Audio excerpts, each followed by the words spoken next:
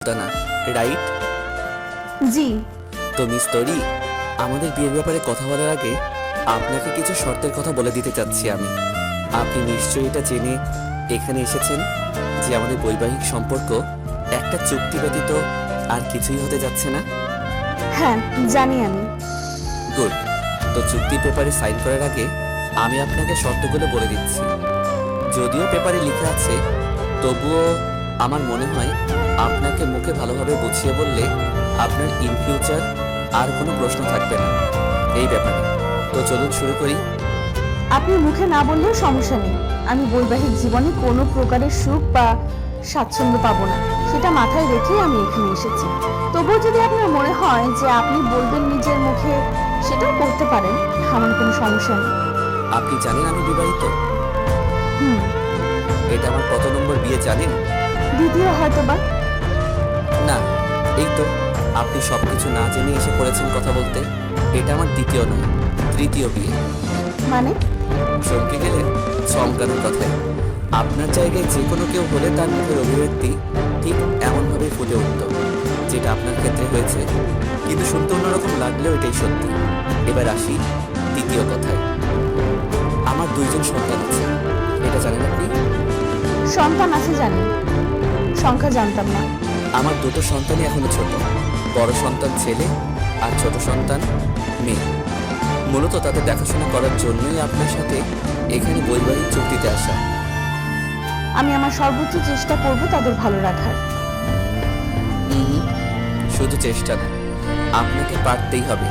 কারণ আমাকে emotional blackmail করে আমার পরিবার যেই কারণে বিয়ে করতে বাধ্য করছে, সেই কারণটা যদি আপনি ফুলফিল না করতে পারেন, তাহলে আপনাকে বিয়ে করে আমার কোনো লাভ আছে? নেই তো।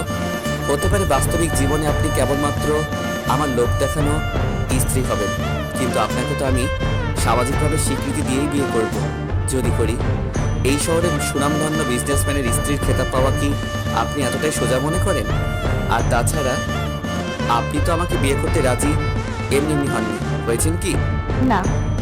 সেটাই, আপনার স্বার্থ জড়িত আছে এখানে।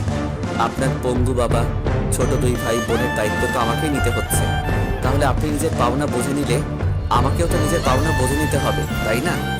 তো বলুন, আপনি পারবেন আপনার উপর দেওয়া দায়িত্ব সঠিকভাবে পালন করতে? পারবো। গুড। আর last but not the least, আমাদের এই চুক্তির কথা যাতে কোনোভাবেই আমার পরিবারের কারো কানে না যায়। Got it? জি। তো নিন, পেপারে সাইন করে দিন। চোখে জল টয়টম্ব, যে কোনো সময় হয়তো গড়িয়ে পড়বে এমন একটা পলক ফেলার অপেক্ষা। আর সেই জন্য সামনে বসে থাকা লোকটির দিকে একটু তাকাচ্ছে না তরি। কি লাভ তাকিয়ে? এই নিষ্ঠুর লোকটাকে তার চোখে মূল্য দিতে পারবে না জানি কখন আবার বলে বসে যে অভিনয় করা বন্ধ করো। কাপা কাপা হাতে পেপারে সাইন করলো তরি। এক টানে ফাইলটা নিজের কাছে নিয়ে তরিকে প্রশ্ন করলো, কি খাবেন বলুন? চা, কফি বা অন্য কিছু? তীব্র রায়হানের সাথে রেস্টুরেন্টে এসেছেন, কিছু একটা না খাওয়ালে তো আমারই অপমান হবে। তো বলুন, কি খেতে চান? তরি এখনো মাথা নিচু করে বসে আছে। কান্না গলায় দলা পাখি আসছে মনে হচ্ছে। না, তার আর সম্ভব না এভাবে এখানে বসে থাকা কোনো মতে।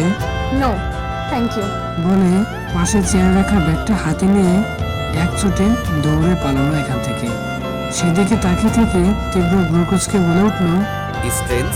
টেবিলের উপর রাখা ফোনের দিকে চোখ গেল তার। ফোন বেজে যাচ্ছে। রিসিভ করে কানে দিতেই অফিস থেকে কেউ বলে উঠলো, স্যার, কাজ হয়েছে।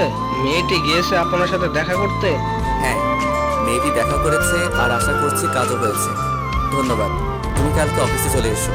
তোমার যতটুকু পাওনা তার থেকে কিছু বেশি দিয়ে দিব তোমাকে আমি। রাখছি। নিজের বাসায় এসে তরি দেখলো তার ছোট ভাই শুকনো মুখে বসে আছে। তাকে দেখে মুখে মেখে হাসি ফুটিয়ে তরি বলে উঠলো, কি হয়েছে ভাইও? এইভাবে চুপ করে শুকনো মুখে বসে আছিস যে? কেউ কিছু বলেছে? আপু, আমার একটা সাইকেল লাগবে, লাগবেই লাগবে। এবার তোর কোনো কথা আমি আর শুনছি না। তুই সেই কবে থেকে কিনে দিবি বলে আসছিস, তুই এখনো আমি সাইকেলের মুখটাও দেখলাম না। ইয়াসের সাইকেল আছে, আজাতের সাইকেল আছে, রেজাউলের সাইকেল আছে, বাকি সবারই আছে। তাদের কথা না হয় আমি বাদই দিলাম, কিন্তু আমি যাদের সাথে চলি তারা তিনজন সাইকেলে চড়ে বেড়ায়, আর আমি শুধু তাদের দিকে তাকিয়ে থাকি। তাদের বলছি যে একটু সাইকেলে চড়বো আমি, কিছুক্ষণের জন্য দিতে আমাকে, আর সেটাও দেয় না। আচ্ছা, এবার আপু পাক্কা প্রমিস করছি, তোকে সাইকেল দিবই দিব। সত্যি তো? সত্যি সত্যি সত্যি। যা, এবার এভাবে গোমরা মুখ হয়ে বসে না থেকে হাত ধুয়ে আয়। তনু কোথায়? আছে ওই রুমেই। আর কি, সারাদিন শুধু সাজুগুজু, এছাড়া আর কিছু বুঝে নাকি? আচ্ছা, তাকে নিয়ে আয় একবারে, আমি সবার খাবার রেডি করছি। তার আগে আব্বু রুমে গিয়ে আসি একটু। আব্বু আসবো? আয় না মা, এই বন্ধু বাবা থেকে আর কি অনুমতি দিতে আসছিস? আব্বু, তোমাকে কতদিন বলেছি না এভাবে কথা না বলতে। আমার এসব শুনতে একেবারেই ভালো লাগে না কিন্তু। ভালো না লাগলেও সত্যি তো এটাই রে মা। বাবা হয়ে কি করতে পারছি তোমাদের জন্য আমি বলো তো? উল্টো একটা যুবতী মেয়ে হয়ে পুরো সংসারটা টানা লাগছে। আমি চলে গেলে তো একটু বোঝা তোর ওপর থেকে কত রে, মরিও তো না আমি। আব্বু, দুপুরে কেঁদে উঠলো তরি। আমি মরে গেছি? যতদিন পর্যন্ত আমি বেঁচে আছি ততদিন পর্যন্ত এইসব কথা আমি যেন আর না শুনি। আমি মরে গেলে এরপর যা ইচ্ছা বলো। কাঁদতে কাঁদতে বেরিয়ে গেল তরির রুম থেকে রায়হান ম্যানশন। সে গাড়ি থেকে নামলো তীব্র। নিজে গাড়ি চালাতে পারলেও ব্যক্তিগত ড্রাইভার রাখে সে। গাড়ি থেকে নেমে বাসায় ঢুকতে না ঢুকতে ছোট ছোট পা দুটো দৌড়ে এলো তার কাছে। আদো আদো বলে ফোটা ছোট পরীর মতো মেয়েটির এই নিষ্পাপ আত্মা দেখেই মন প্রাণ জুড়ে যায় তীব্রের। তার এই ছোট্ট পরীর নাম তানহা, বয়স মাত্র 3 বছর। তাকে কোলে নিয়ে বেশিক্ষণ থাকতে পারল না তীব্র। দূর থেকে দেখতে পায় মুখ বার করে দাঁড়িয়ে থাকা তার ছেলেকে। তার ছেলে তানভীর, বয়স 5 বছর। তার অনুমান এমনিতেও অন্যদের তুলনায় অনেক বেশি। এক হাতে মেয়েকে আঁকড়ে ধরে অন্য হাত বাড়িয়ে ছেলেকে ডাকলো। সাথে সাথে বোমন বোলানো এক হাসি দিয়ে চলে আসে বাবার কাছে। এই তো দেখি দুজনে বাবার আদরে। বাবা আসতে না আসতে এভাবে দৌড়ে যেতে হবে? বাবাকে একটু ফ্রেশ হতে দাও সোনা পাখি আমার। তীব্রে নিচে নামতে নামতে বলে উঠলেন আসিয়া বেগম। তীব্রের মা হন যিনি সম্পর্কে। তবু কথাটা বলে মনে হয় না খুব বেশি একটা লাভ হলো তার, কেননা এখনো সে 2 ভাই বোন বাবার সাথেই লেপটে আছে। ও আচ্ছা, মনে হয় চকলেটগুলোকে খেতে চাচ্ছ না এখন। থাক, খেতে না চাইলে আর কি করার, আমি খেয়ে ফেলি বরং। হাতে থাকা কয়েকটা চকলেট দেখিয়ে এই কথা বলে নিজের মুখে নেওয়ার ভঙ্গি করে দেখাতে লাগলেন আসিয়া বেগম। তানহা আর তানভীর একে অন্যের মুখে দিকে কিছুক্ষণ তাকিয়ে থেকে এরপর দ্রুত গতিতে তাদের বাবাকে ছেড়ে দিয়ে চলে গেল দাদির কাছে। তার হাত থেকে চকলেটগুলো নিয়ে এক দৌড়ে নিজের রুমে। সেদিকে তাকিয়ে হাসতে লাগলো তীব্র। তবে তার মায়ের একটি কথায় পুরোনো বিরক্তি এসে বার করলো তার মনে। মেয়ে দেখেছিস আজকে? তুই কিন্তু আমাকে কথা দিয়েছিলি যে আজকে মেয়ে দেখতে যাবি। বল, দেখেছিস? মেয়ে পছন্দ হয়েছে? আমার কোনো পছন্দ অপছন্দ নেই, এটা তো তুমি ভালো করেই জানো আম্মু। তবু একই কথা বলো কেন? তোমাদের কথায় মেয়ে দেখছি, মেয়ে ওকে আছে, বাকিটা তোমরা জানো। চোখ মুখে চূড়ান্ত পরিমাণে বিরক্তির আভা ফুটিয়ে গনগন করে হেঁটে উপরে চলে গেল তীব্র। আর তার দিকে অসহায় ভঙ্গিতে তাকিয়ে রইল আসিয়া বেগম। মনে শুধু একটা চিন্তাই বলে চলছেন তিনি। ছেলেটা কি আদৌ তার স্বাভাবিক জীবনে ফিরবে না? 8-10টা দাম্পত্যের মতো সংসার করবে না? রানু, এই মাস তো শেষ হয়ে আসছে। আমি সামনের মাস থেকে আর তোমাকে পড়াতে আসবো না। যাদেরকে আমি পড়াই তাদের সবাইকে এই কথা বলে দিয়েছি আমি। শুধু তুমিই বাকি ছিলে। তোমার আম্মুকেই বলতাম, কিন্তু আন্টি তো এখন বাসায় নেই, তাই তুমিই বলে দিও। কেন আপু, আপনার কি কোনো চাকরি হয়ে গেছে? এখান থেকে কি অন্য কোথাও শিফট হয়ে যাবেন? আমি তোমাকে এটা পরে বলি। আজকের পড়া বের করো যেটা দিয়েছিলাম। সারপ্রাইজ আছে নাকি কিছু আপু? বলেন না। বলবো পরে, তুমি এখন পড়া বের করো। তবে অনেকগুলো টিউশনি করায়। চাকরির বাজার এখন অনেকটাই কঠিন। যদিও তার পড়াশোনা এখনো শেষ হয়নি, আবার ফাইনাল ইয়ারের স্টুডেন্ট সে।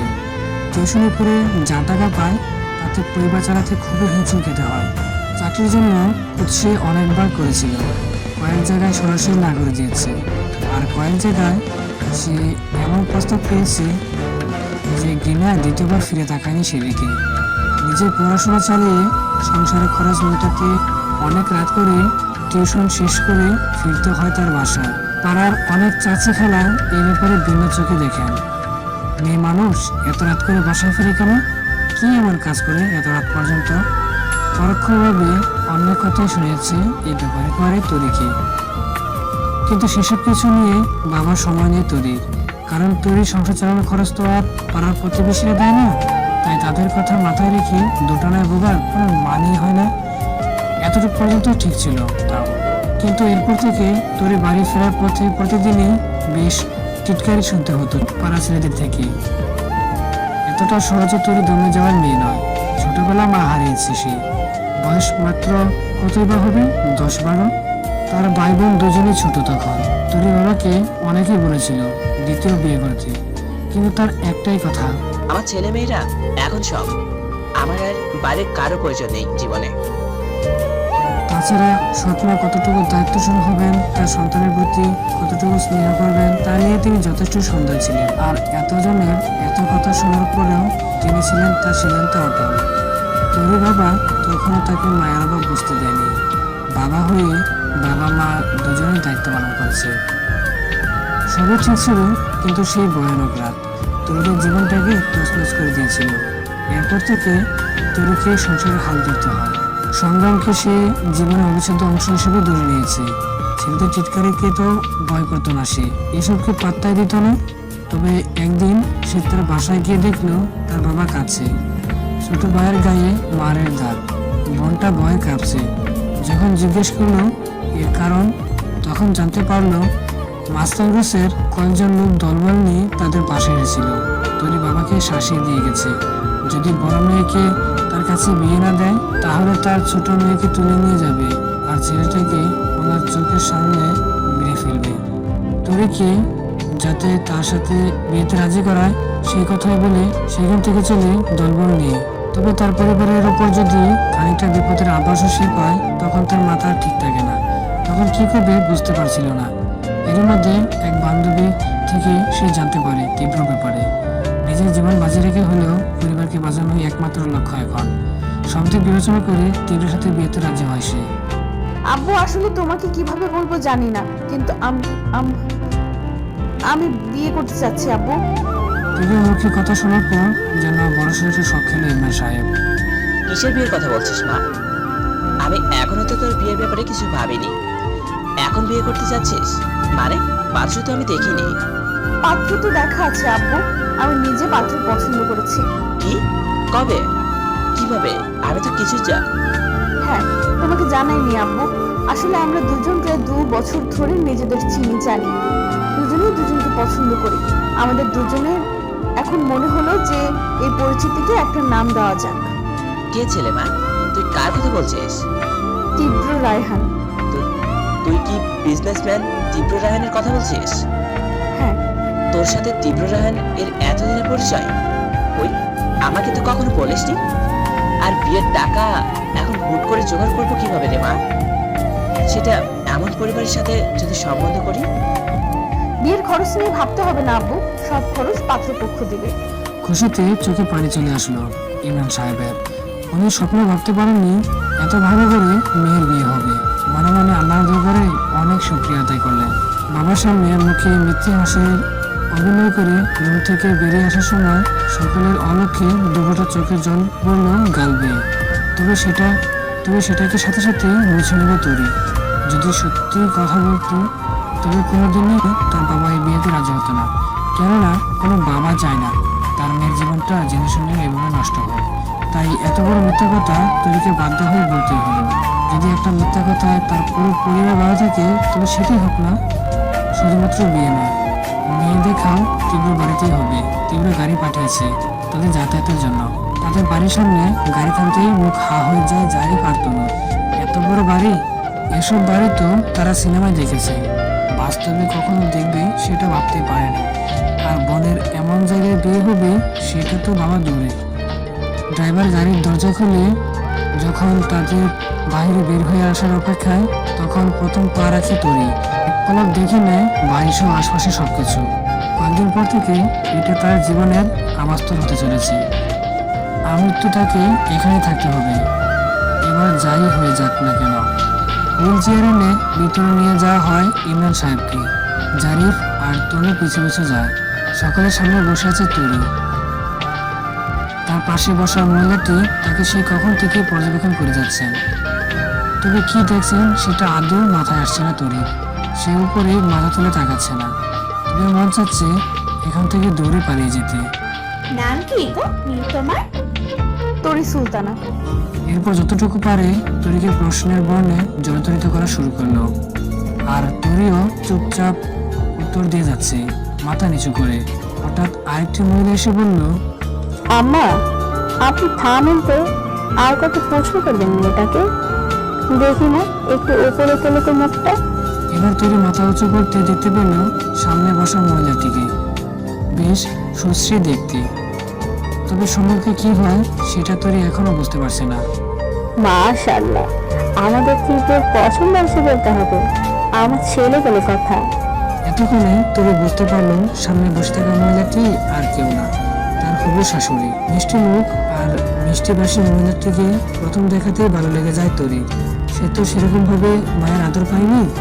আচ্ছা, উনি কি আমাকে মায়ের মতো করেই আদর করবে? পর মুহূর্তে নিজের মনকে নিজেই শাসায় তরি।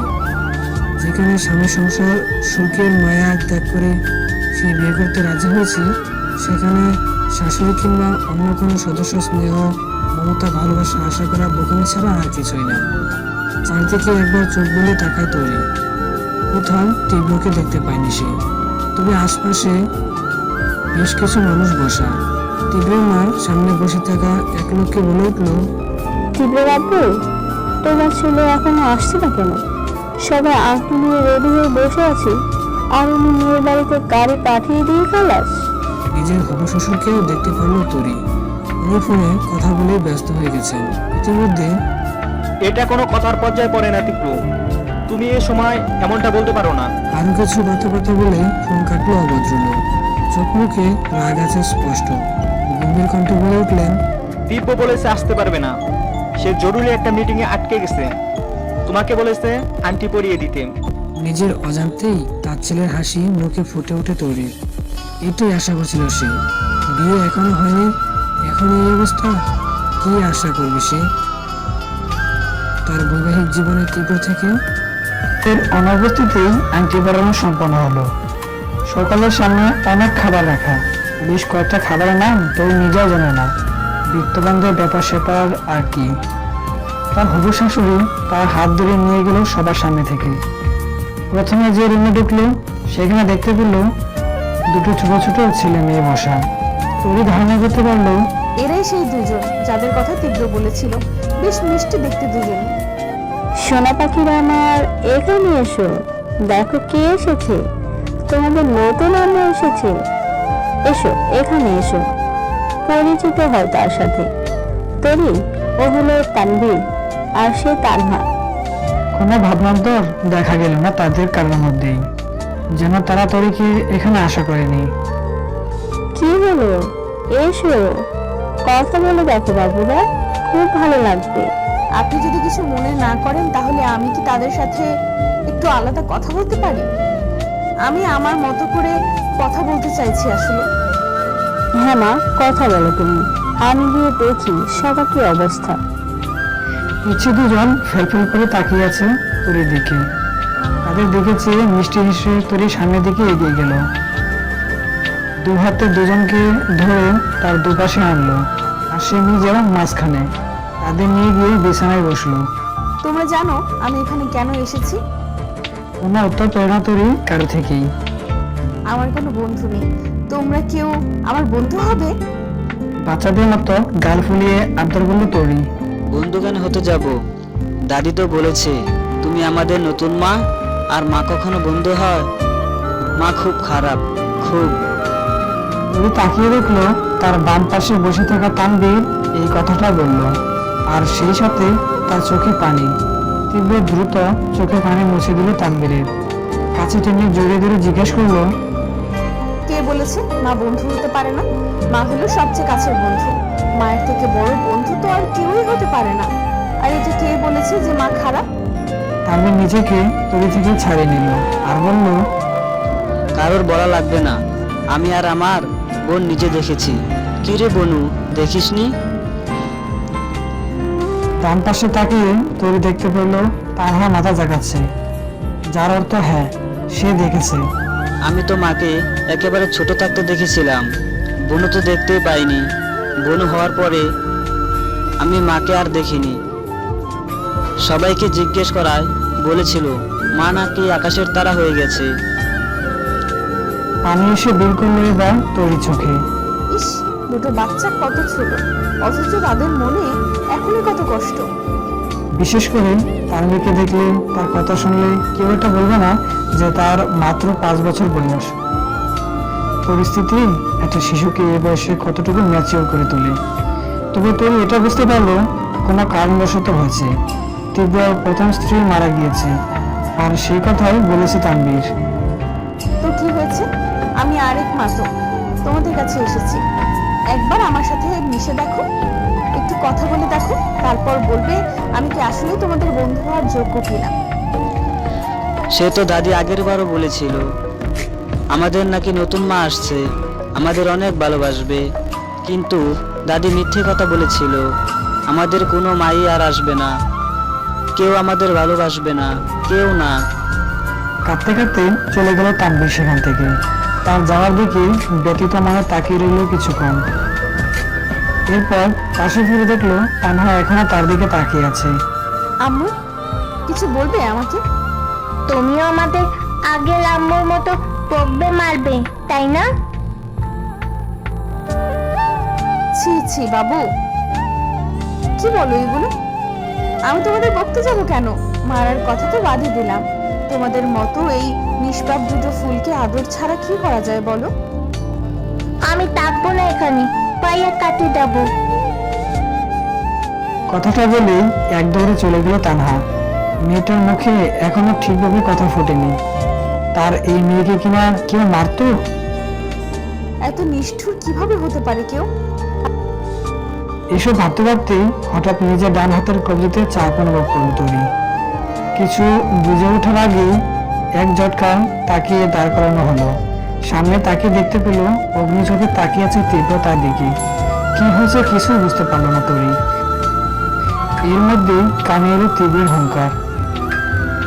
কি করেছেন আপনি আমার ছেলে মেয়ের সাথে? বলুন, তারা ছাদে গিয়ে কাঁদছে কেন? আমি জিজ্ঞেস করে আমাকে কিছু বলেনি।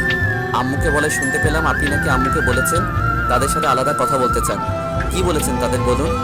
আম্মুর সামনে কিছু বলতে পারবেন না তাই আম্মুকে কৌশলে সরিয়ে দিয়ে নিশ্চয়ই তাদের শাসিয়েছেন কিছু নিয়ে, তাই না? তরি বোকার মতো তীব্রের দিকে তাকিয়ে আছে। তীব্র কি বলছে না বলছে কিছুই বুঝতে পারছে না সে। আপনি ভুল ভাবছেন, আমার কথাটা শুনুন। আরে কি শুনবো আপনার কথা? হ্যাঁ, কি শুনবো? দেখুন মিস্তরি, আমি আপনাকে প্রথম দিনই সাবধান করেছিলাম এই ব্যাপারে। এটাও বলেছিলাম যে আপনার শুধু কাজই হচ্ছে আমার ছেলে মেয়ে দুটোকে আগলে রাখা। এই বাড়িতে তো এখনো আসেনি আপনি, তার আগে এই রূপ দেখিয়ে দিলেন, তাই না? হবে নাই বিয়ে, আমি করছি নাই বিয়ে। এখন এই মুহূর্তে গিয়ে আমি বিয়ে ভেঙে দিচ্ছি। Just wait and watch. তরি এখনো সেখানে শক্ত হয়ে দাঁড়িয়ে আছে। তীব্র জ্বরের গতিতে রুম থেকে বের হয়ে গেল। তার একটা কথা শোনারও সময় হলো না তীব্রের। কোনো প্রয়োজনই মনে করলো না তার কথাটা একবার শোনা। এই তো গো, কোথায় যাচ্ছিস তুই এভাবে? আম্মু, রাস্তা থেকে সরে দাঁড়াও, আমি এক্ষুনি এই বিয়ে ভেঙে দিয়ে আসছি। মানে কি, পাগল হয়ে গেছিস তুই? তুমি জানো ওই মেয়ে বাসায় আসতে না আসতেই আমার সন্তানদের বকাবাদ্য করেছে, হয়তো গায়েও হাত তুলেছে। আগে বিয়েটা ভাঙছি, এরপর ওই মেয়ের ব্যবস্থা করছি আমি। এই দাঁড়া তুই, কাজের চাপে তোর মাথাটা গেছে তীব্র। কোনো কিছু যাচাই বাছাই না করে, কিছু না জেনে মন মতো কথা বলছিস? তোকে কে বলেছে যে তোরই তাদের সাথে খারাপ ব্যবহার করেছে? নয়তো তারা কান্না করছিল কেন আম্মু? এভাবে তো তাদের কাঁদতে দেখিনি এই কয়েকদিনে। তাহলে আজকে কেন? ওই মেয়ের সাথে কথা বলার পরেই কেন? তানভীর তান্না, একটু এদিকে আসো তো বাবুরা। দুজনে কিছু সময়ের মধ্যে আসিয়া খাতুনের সামনে এসে দাঁড়ালো। জি দাদি। তানভীর, তোমাদের কাউকে কি কিছু তরি বলেছে, মেরেছে? তোর মানে যাকে তোমাদের সাথে পরিচয় করাতে নিয়ে গেছিলাম নতুন হিসাবে? না দাদি। তোমরা তাহলে কাঁদছিলে কেন? আসলে আমার মায়ের কথা অনেক মনে পড়ছিল, আর যাকে আগে নতুন মা বলেছি সে আমাদের সাথে যা যা করতো সেগুলো এই নতুন মা আমাদের সাথে বন্ধুত্ব করতে চেয়েছিল, কিন্তু সেটা কিভাবে হয় বলো? মা কি কখনো বন্ধু হয়? হয় না তো। এটা বলে আমি সেখান থেকে চলে এসেছি। আর দাদু ভাই, তুমি কেন কাঁদছিলে? ভাইয়া কাঁদছিল তাই। ভাইয়া কাঁদলে তো আমারও কান্না পায়। আচ্ছা যাও, এখন খেলো গিয়ে। তোমাদের তো আমি এই যাবার আর বলেছি না। আর গিয়ে দেখো আমি চিপস রেখে এসেছি, যাও খাও গিয়ে। দুজনেই আচ্ছা করে চলে গেল। আছিয়া খাতুন টিপের দিকে তাকিয়ে দেখলো তার দিকে তাকিয়ে আছে সে। এতক্ষণ যার চোখ মুখে রাগের চাপ স্পষ্ট ছিল, এখন সে একেবারে শান্ত। মাথা খানিকটা চুলকে জিজ্ঞেস করলো, আম্মু এটা কি হলো? যা দেখেছো সেটাই হয়েছে। এখন বলো, বিয়ে ভাঙতে যাচ্ছো? আর না আসলে বুঝেছি, যাও তোর কাছে গিয়ে সরি বলো। আমি তোমার মা। মাথা গরম হয়ে গেলে যে তোমার হিতাহিত জ্ঞান থাকে না, সেটা আমি খুব ভালো করেই জানি। না জানি মেয়েটাকে কি কি বলে এসেছো। তোর সম্ভবত এখনো ওই রুমেই আছে। আমি দুপুরে খাবারের ব্যবস্থা করতে পারছি। আজকে তরিতে পরিবারে সবাই লাঞ্চ করে যাবে এখান থেকে। তুমিও তরির সাথে কথা বলে ফ্রেশে নিচে আসো তাকে নিয়ে। আসিয়া খাতুন চলে যাওয়ার পর ওই রুমের দিকে তাকিয়ে রইল তীব্র। কি বলবে তাকে এখন? না বুঝে এইভাবে ওভার রিয়েক্ট করাটা তার একদমই ঠিক হয়নি। আই এম সরি, আমি আসলে নিজের বাচ্চাদের কান্না দেখে মাথা ঠিক রাখতে পারিনি। তারা আমার সবচেয়ে বড় দুর্বলতা। তাদের নিরাপত্তা, তাদের ভালো থাকা নিয়েই সবসময় কনসার্ন থাকি আমি। তাই আমি একটু উল্টোপাল্টা কথা বলে ফেলেছি। বিয়ে ক্যান্সেল হচ্ছে না, আপনি নিশ্চিন্ত থাকতে পারেন। কিছু বলছেন না যে? আমি কি এখন নিচে যেতে পারি? মানে হ্যাঁ, নিচে তো যাবেন অবশ্যই। এতে আমার পারমিশন নেওয়ার তো কিছু নেই। আপনার বাড়ি, আপনার রুম, আপনার মর্জি। আর তাছাড়া আপনি তো এক প্রকার আমাকে কিনেই নিচ্ছেন। অবশ্য তাতে আমারও সায় আছে, আপনি মোটেও জোর করেননি আমাকে। তো আপনার কৃতদাসী হিসেবে তো আপনার হুকুম মান্য করতে হবে, তাই না? এর জন্য অনুমতি যে নিতেই হচ্ছে। আপনি আমাকে টেস্ট করছেন, তাই না? আমি মানছি আপনাকে না হয় একটু ভুল বোঝাচ্ছি। তো কি হয়েছে? সরি তো বলেছি। এত গোদরে থাকার তো কিছু দেখছি না আমি। ছি ছি, আমার এত বড় দুঃসাহস আছে নাকি আপনাকে টোন্ট করার? আমি তো শুধু সত্যিটাই বললাম। কেন, সত্য সহ্য হচ্ছে না? না হলে এটাও বলে দিন যে এই বাড়িতে যেহেতু বউ হয়ে আসছে, তাই উচিত কথাও এখন থেকে আর বলা যাবে না। সেটাও চলবে। আমি এখন থেকে চুপে থাকবো। যতটুকু দায়িত্ব আমার দেওয়া হয়েছে তার থেকে এক চুল পরিমাণ বেশিও করবো না, বলবো না। তাহলে খুশি হবেন আশা করি। এটাই প্রথম, এটাই শেষ।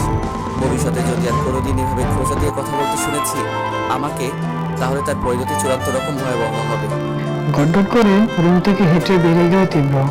মেজাজটাই গরম হয়ে গিয়েছে তার। সেদিকে তাকিয়ে মুখে তাচ্ছিল্যে হাসি এনে তরি বলে উঠলো আপন মনে, বুঝলি তোরই, এখন থেকে তোর কথা বলার মুখটাও বন্ধ হয়ে যাবে। নিজে উল্টাপাল্টা কিছু বললে একটা সরি বলে সাতক্ষণ মাপ, অথচ অতিরিক্ত সত্যি কথাটা গায়ে লেগে গেল। নিজে কিছু বললে সেটাকে সামান্য কিছু ভেবে উড়িয়ে দেওয়া, আর আমি বললে ভবিষ্যতে কিছু করার হুমকি দেওয়া। বাহ, দারুণ সংসার হতে চলেছে আমার। দুপুরে খাওয়া দাওয়ার পাক চুকিয়ে তরিরা সবাই চলে গিয়েছে অনেক আগেই। তীব্রের দাদি তার রুমে নিজের বউ আর ছেলেকে ডেকে পাঠালেন। আম্মা, আমাকে ডেকেছিলেন? আসো, কিছু কথা বলার ছিল দীপের নতুন বউর ব্যাপারে। মেয়েটা খুব লক্ষ্মী, তাই না আম্মা? আচ্ছা, তুমি এত অগ্রিম খুশি হও না। এত তাড়াতাড়ি মানুষ চিনে ফেলা যায় না। খুব তো বলেছিল সেই কান্নাকানি হয়, নম্র ভদ্র মেয়ে। কি করেছে শেষমেশ সে? যাই হোক, যেটা বলতে আমি তোমাদের দেখেছি সেটা হলো তীব্রের বাচ্চাদের জন্য একটা মায়ের প্রয়োজন। এই যুক্তিতে তোমরা দুইজন এই বিয়েটা করাতে চাচ্ছ, বুঝলাম। কিন্তু আমার তোমাদের প্রতি এটাই নির্দেশ যে শুরুতেই এতটা বেশি স্বাধীনতা দিতে চেও না সেই মেয়েকে। তাকে যতটা তাকে যথাসম্ভব নিজেদের নিয়ন্ত্রণে রাখবে। সবার প্রথমে তার মতিগতি বোঝার চেষ্টা করবে।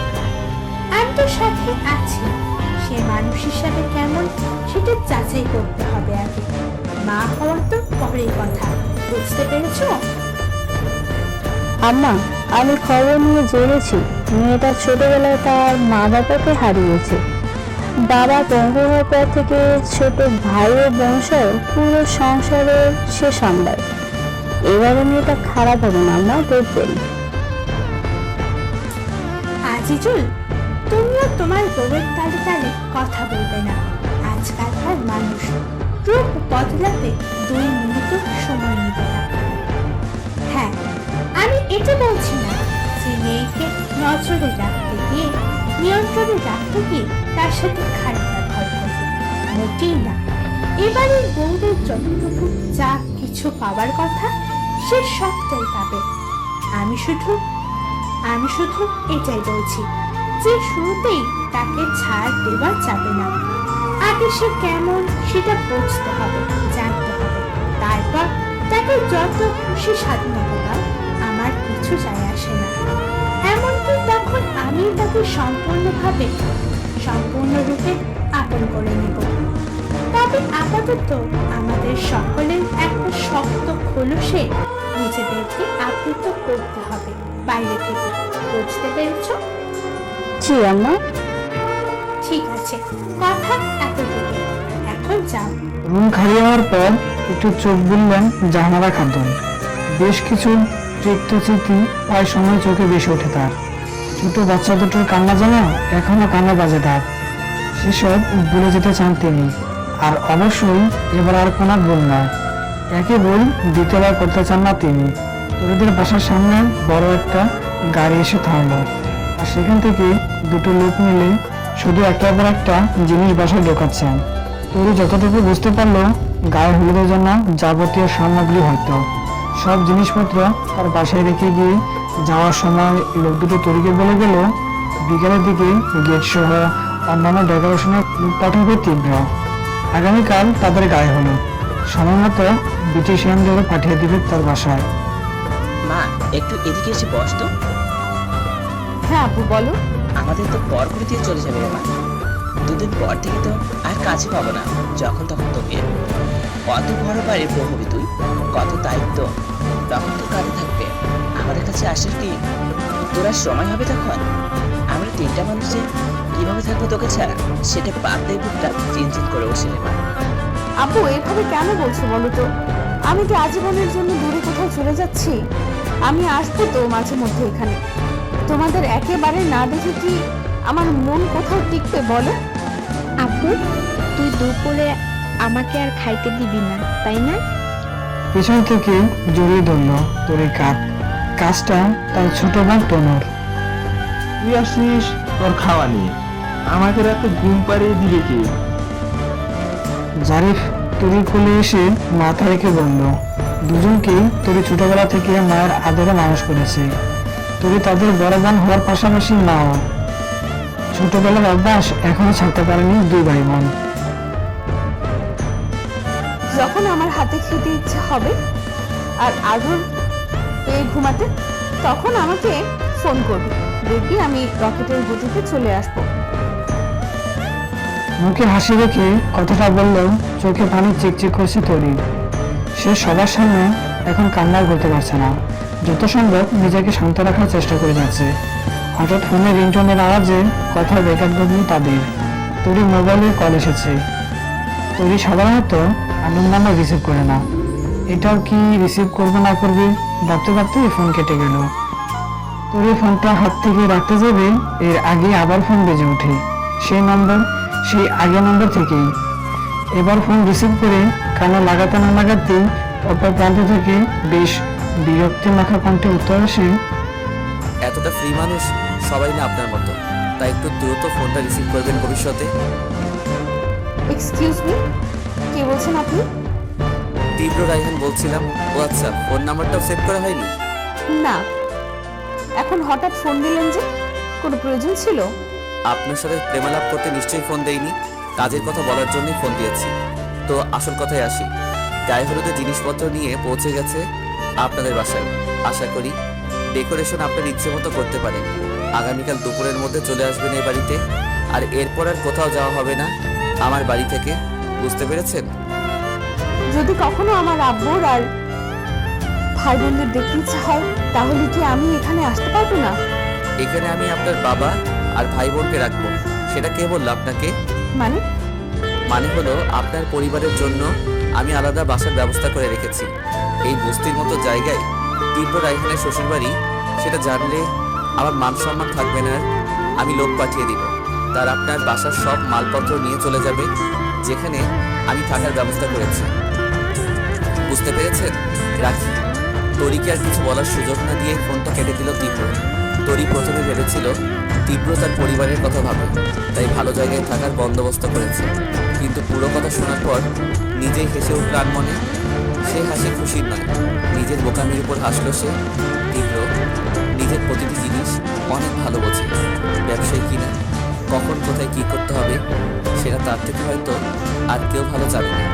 নিজের ইমেজ কখনো খারাপ হতে দিবে নাকি সমাজে? তীব্র, দেখ তো বাবা, এই সে আমি তোর জন্য কিনে এনেছি। মেয়েটাকে তোকে বেশ মানাবে, তাই না? আম্মু, আমি বিয়েটা খুশির জন্য করছি না, এটা তুমি খুব ভালো করে জানো। বারে বারে একই কথা কেন বলো আম্মু? শেরওয়ানি হোক কিংবা টি শার্ট, আমার একটা হলেই হলো। প্লিজ ডিস্টার্ব করো না। এখন অনলাইনে একটা মিটিং হবে। শেষ মিলে নিচে হেঁটে চলে গেল আসিয়া বেগম। যতই তিনি চেষ্টা করুক না কেন, তীব্রকে একটু স্বাভাবিক করতে বিয়েটা নিয়ে তীব্র তার মতোই থাকে। নিচে খাওয়া দাওয়া তদারকি করতে গেছেন তিনি। মেহমান ইতিমধ্যে চলে এসেছে, পরিদের গাড়িও হয়তো আসার পথে। আর বর এখন মিটিং করবে। কি অদ্ভুত! কাজী সাহেব বিয়ে পড়িয়ে চলে গেলেন। কিছুক্ষণ হলো, কবুল বলার সময় তীব্র খুব দ্রুত বলে দিল যেন যত তাড়াতাড়ি শেষ হয়ে যায় ততই তার জন্য ভালো। কখন শেষ হবে আর সে কখন এখান থেকে উঠবে? অনেকেই বেশ রসিকতা করছিল যে বিয়ে করতে তীব্র তো সইছে না। পুরো বেশ ধীরে ধীরে কবুল বলল। কণ্ঠ খানিকটা কাঁপাচ্ছিল, কান্না চলে আসছিল, কিন্তু কাউকে দেখানো যে বারণ। রিয়া তীব্র তাদের দুই পক্ষে দোয়া নিল। এরপর খেতে বসলো তারা। তোর পাশে জারাফ আর তনু বসেছে। শুনছেন? বলুন। তানভীর আর তানহাকে দেখলাম না তো, কোথায় তারা? আসেনি তারা? তোরে দেখলো তার পাশ দিয়ে আসিয়া বেগম যাচ্ছেন। আম্মা, কিছু বলবে? তানভীর আর তানহাকে একটু দেখে দিবেন, তাদের একটু দেখতে ইচ্ছে করছে।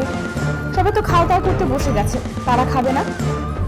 আম্মু, কাউকে ডাকার কোনো প্রয়োজন নেই, তাদের খাবার রুমে পাঠিয়ে দেওয়া হয়েছে, সেখানে খেয়ে নিবে তারা। তীব্রের কথা এখন শুনতো না তৈরি। নিজে গিয়ে রুম থেকে তাদের নিয়ে আসতো নিজের হাতে খাওয়ানোর জন্য। কিন্তু নতুন বউ মাত্র বিয়ে হলো, এভাবে সকলের সামনে যাওয়াটা শোভা পায় না। অগ্রতা এভাবেই খেয়ে উঠলো তারা। তীব্র বাবা চলে যাওয়ার শুনলাম বারবারে তীব্রকে আর বাড়ির সবাইকে বলে গেলেন তোরই খেয়াল রাখতে। মেয়েকে ধরে কান্না যেন থামছিল না তার। জারাফ আর তনু তো গু ধরে বসেছিল যে সে যেখানে তাদের আপু আছে সেখানে তারা থাকবে। পরে অনেক বুঝে তাদের বিদায় দেওয়া হলো। বেশ ধনাঢ্য পরিবারের লোকজন সেখানে উপস্থিত ছিল। বেশ দামি গিফট দিয়েছে সবাই। এত আভিজাত্যের ভিড়ে তোর নিজেকে খুব ছোট লাগছিল। অনেকেই দামি জুয়েলারি পরিয়ে দিয়ে গেছে তরিকে যাওয়ার সময়।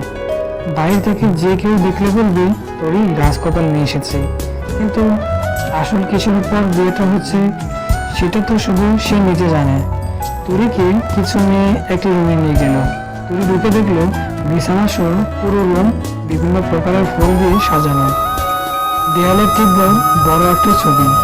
আশপাশে আরো অনেক কিছু দেখতে নিয়েছিল সে, কিন্তু সুযোগ হয়ে উঠলো না। সাথে সাথে মেয়েদের কথা শুনতে গিয়ে যাই নতুন বউ, খাটে বসে দিয়ে আমরা তোমার দলকে পাঠাচ্ছি। এই কথা বলে খিড়কির করে হেসে চলে গেল মেয়েগুলো। তাদের থেকে নজর সরিয়ে পুরো রুম দেখতে লাগলো।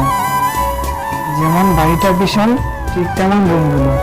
ওরা যেখানে তার বাবা ভাই বোন নিয়ে থাকতো সেখানে পুরো বাসা আর এই রুমটা মনে হয় প্রায় সমান। এত বড় রুম দিয়ে মানুষ কি করে? কিছুরই অভাব নেই রুমে। কিন্তু নিজের ছবিটা ছাড়াও আরো অনেক ছবি রয়েছে রুমটাতে, সবগুলো তীব্র, তানভীর আর তানহার মোটামুটি। ঘুরতে ঘুরতে হঠাৎ তরির চোখ আটকে গেল একটা ছবিতে। বেশ সুশ্রী একটা মেয়ে, শরীরে দামি গহনা আর শাড়ি পরিহিত। তার পাশেই হাসি মুখে পিছন থেকে কাঁধে হাত দিয়ে দাঁড়িয়ে আছে তীব্র। দুজনে মুখে অকৃত্রিম হাসি, আর মেয়েটার কোলে রাজপুতের মতো ফুটফুটে একটি পুত্র শিশু। ছেলেটা তো মনে হচ্ছে তানভীর হবে, কিন্তু মেয়েটাকে তীব্র তো বলেছিল এটা তার তৃতীয় বিয়ে। তাহলে ছবির মেয়েটা কি তার প্রথম স্ত্রী নাকি দ্বিতীয় স্ত্রী? তার চিন্তা ভাবনার অবসান ঘটল দরজার বন্ধ আওয়াজে। পিছনে না ফিরে বুঝতে পারলো যে তীব্র এসেছে রুমে। তীব্রকে কিছু একটা বলতে নিবে অপর পাশে ফিরে তার আগে প্রশ্ন আসে, বিছানা নাকি কাউচ? আমার কোনো সমস্যা নেই, আপনি যেটা বলবেন সেটাই করব। আপনি বিছানাতে ঘুমাতে পারেন, আমি ফ্রেশ হয়ে আসি আগে। আপনার ফ্রেশ হতে বেশ কিছুটা সময় লাগবে। এতক্ষণ অপেক্ষা করে আমার সম্ভব হবে না, অনেক কাজ রয়ে গেছে বাকি। ল্যাপটপ নিয়ে কাজে বসতে হবে। টাওয়াল, টি শার্ট আর ট্রাউজার নিয়ে ওয়াশরুমে চলে গেল তীব্র। প্রায় 15 মিনিটের মাথায় চলে আসলো ফ্রেশ হয়ে। এসে ল্যাপটপ নিয়ে বসে পড়লো। তরি ফ্রেশ হয়ে বিছানায় বসলো। তীব্র আঙুল দ্রুত গতিতে চলছে ল্যাপটপের উপর, কিছু টাইপ করছে হয়তো। একটা প্রশ্ন অনেক আগে থেকে তরি মনে খচখচ করছে জিজ্ঞেস করার জন্য। তীব্র কিভাবে রিয়াক্ট করবে সেটা ভেবে এখনো চুপ করে আছে তরি। তবে বেশ কিছুক্ষণ আর কথাটা পেটে রাখতে পারলো না। শুনছেন? কান খোলা আছে বলতে পারেন। ল্যাপটপের স্ক্রিনে তাকিয়ে থাকা অবস্থায় জবাব দিল তীব্র। আমি প্রথম যখন এসেছিলাম এখানে, তখন আম্মা আমাকে যে রুমে নিয়ে গিয়েছিল সেটা সম্ভবত তানভীর আর তানহার রুম। আমি ভেবেছিলাম আপনি সেখানেই থাকেন, আসলে আপনার রুম ভেবেছিলাম আর কি। আজকে এই রুমে এসে বুঝলাম ওইটা না, এটা আপনার রুম। আমি আসলে এটাই জিজ্ঞেস করতে চাচ্ছিলাম যে তানহা তানভীর কি এভাবে একা থাকে? একা কোথায়, দুইজন তো একসাথে থাকে। তারা দুজনেই এখন ছোট, বিশেষ করে তানহা তো একেবারেই ছোট। হোক না দুজন, কিন্তু এভাবে একা তাদের এক রুমে রাখা তো উচিত না, তাই না? মায়ের থেকে মাসির দরদ বেশি মনে হচ্ছে। আমার থেকে আমার বাচ্চাদের নিয়ে আপনার চিন্তা বেশি। আমি কাজে যাবে তাড়াতাড়ি ঘুমোতে পারি না। দেখছেন তো যে এখনো কাজ করছি। আমার সাথে এই রুমে নিয়ে আসলে তাদের ঘুমোতে অসুবিধা হবে। আপনি আপনার মতো কাজ করুন না, আমি তাদের এখানে নিয়ে আসি।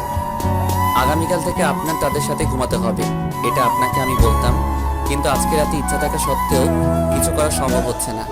বাসায় প্রচুর মানুষজন আছে এখনো। এসব কানাকানি ফিসফিসানি কথাবার্তা শুনতে আমার মোটেও ভালো লাগবে না, তাই আমি চুপ আছি। আপনিও দয়া করে মুখটা একটু বন্ধ রাখুন, আমাকে আমার কাজ করতে দিন। আর কোনো কথা বলার সুযোগ পেল না তরি। কি আর করার, কাল পর্যন্ত এভাবে অপেক্ষা করা ছাড়া আর কোনো উপায় নেই। নিজের বাবা আর ভাই বোনের কথা বেশ মনে পড়ছে তরির। গতকালকে রাতেও কিভাবে ছিল, কোথায় ছিল, আর আজকে কোথায় কিভাবে, এক রাতে ব্যবধানে কত পাল্টে গেছে সবকিছু তার জীবনে। জোরে একটা শ্বাস ফেলে আপাতত সব চিন্তা বাদ দিয়ে ঘুমানোর চেষ্টা করছে সে। আগামীকাল থেকে তার সংসার শুরু হবে, দায়িত্বের সংসার, যে সংসারে সে থাকবে শুধু নিজের দায়িত্বের খাতিরে। এখানে আসো নাটক, পুরো বাসা দেখে যাও। এটা রান্নাঘরে নিয়ে যাচ্ছি তোমার। আজকে তোমার কিছু রান্না করতে হবে। রান্না বান্না জানো তো? জি দাদি। জাহানারা বেগম তরিকে পুরো বাসা ঘুরে দেখানোর পাশাপাশি টুকটাক কিছু প্রশ্ন জিজ্ঞেস করলো কৌশলে। তবে তরি যা উত্তর দিয়েছে সেটাতে তো ওনার মনে হচ্ছে মেয়েটা খারাপ হবে না। তবুও এত তাড়াতাড়ি তিনি আর কাউকে বিশ্বাস করতে চাচ্ছেন না। সর্ববিশ্বাসের প্রতি যে কতটা বড় সেটা তিনি এবং সে বাড়ির সবাই বুঝতে পেরেছে। দেখো, এটা হলো রান্নাঘর। তোমার যা যা লাগবে আশা করি সব পাবে তুমি এখানে। আলহামদুলিল্লাহ, কোনো কিছুর অভাব নেই আমাদের। ওগুলো সাইকেল আর সে হলো কাকুলি, দুজনেই মূলত এখানে কাজ করে রান্না বান্নার। তুমি কিছু না বুঝলে তাদের বলো, ঠিক আছে? জি দাদি।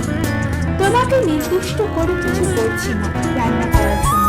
তোমার যা রাখতে ভালো লাগে করতে পারো, তবে যাতে মুখে খাবার মতো আর পাতে তোলার মতো হয় সেদিকে খেয়াল রেখো, বুঝতে পেরেছ? করেছো?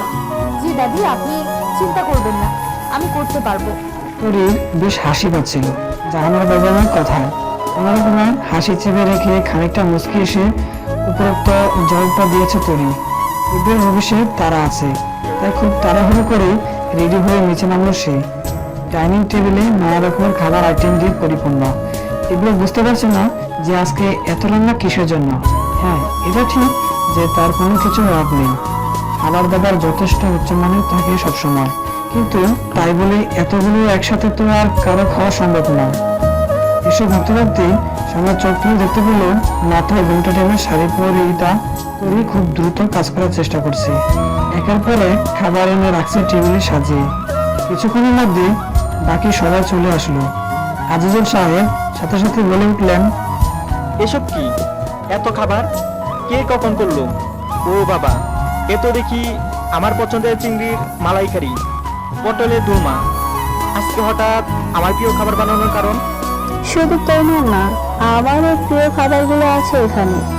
এই যে দেখো, মাংস কষা, পাতলা ইলিশ মাছের ঝোল, সরষে ইলিশ, রুই মাছের ভর্তা।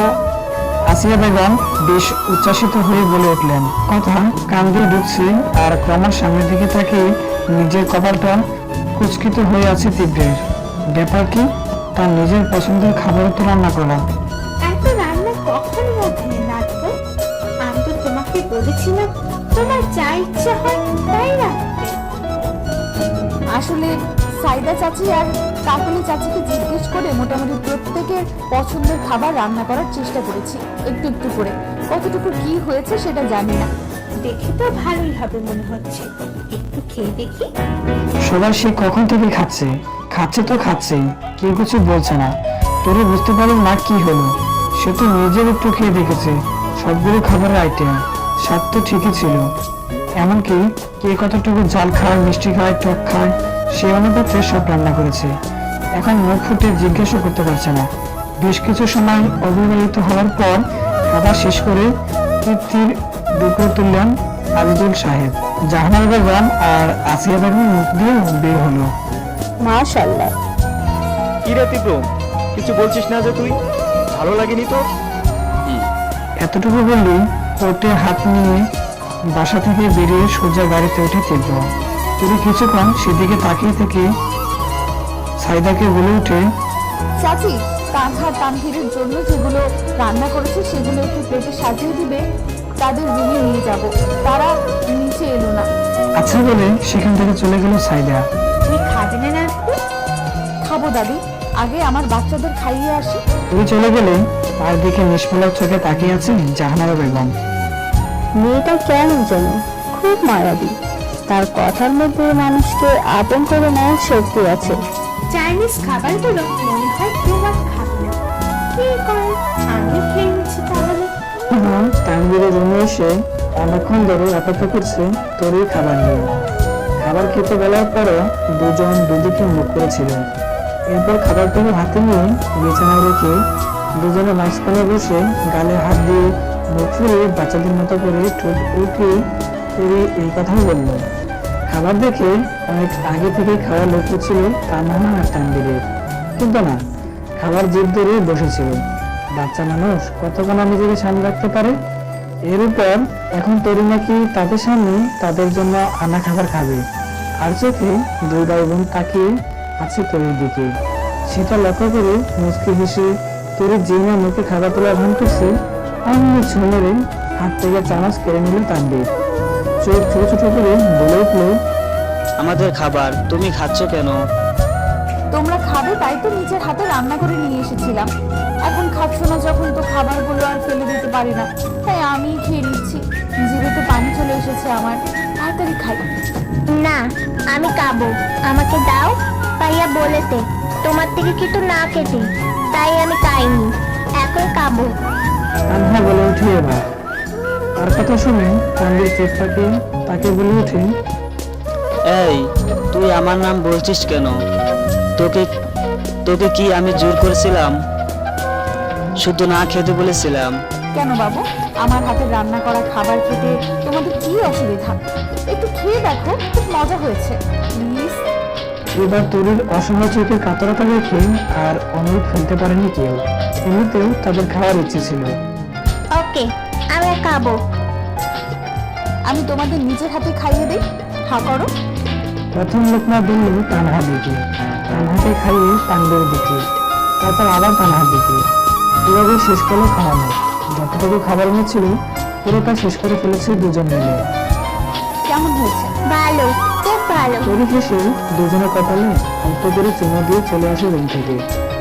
নিচে নেমে দেখে সোফায় বসে হয়তো কিছু একটা নিয়ে কথা বলছেন তার শ্বশুর শাশুড়ি।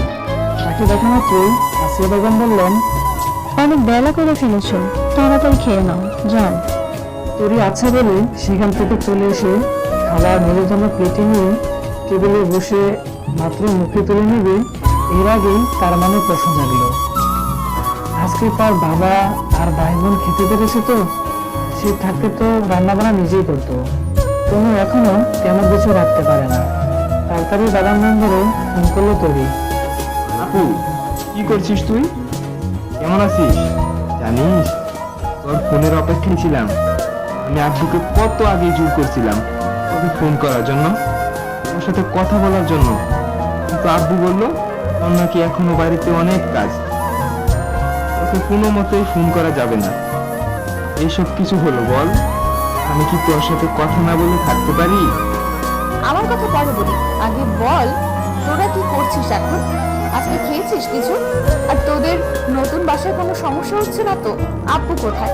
হ্যাঁ আপু, খেয়েছি। কতদিন পর যে এত ভালো ভালো খাবার খেলাম তোকে বুঝাতে পারবো না। আর এত বড় বাসায় কারো সমস্যা থাকতে পারে বল? আপু আছে ভালোই, এখন দুপুরে খেয়ে ঘুমাচ্ছে। বাজার করে দিয়েছে কে? আর রান্নার বা কে করলো? এমা, এ কি বলিস এগুলো? তুই কিছু জানিস না? দুলাভাই তো এখানে দুজন কাজের লোক রেখে দিয়েছে, একজন মহিলা আর একজন পুরুষ।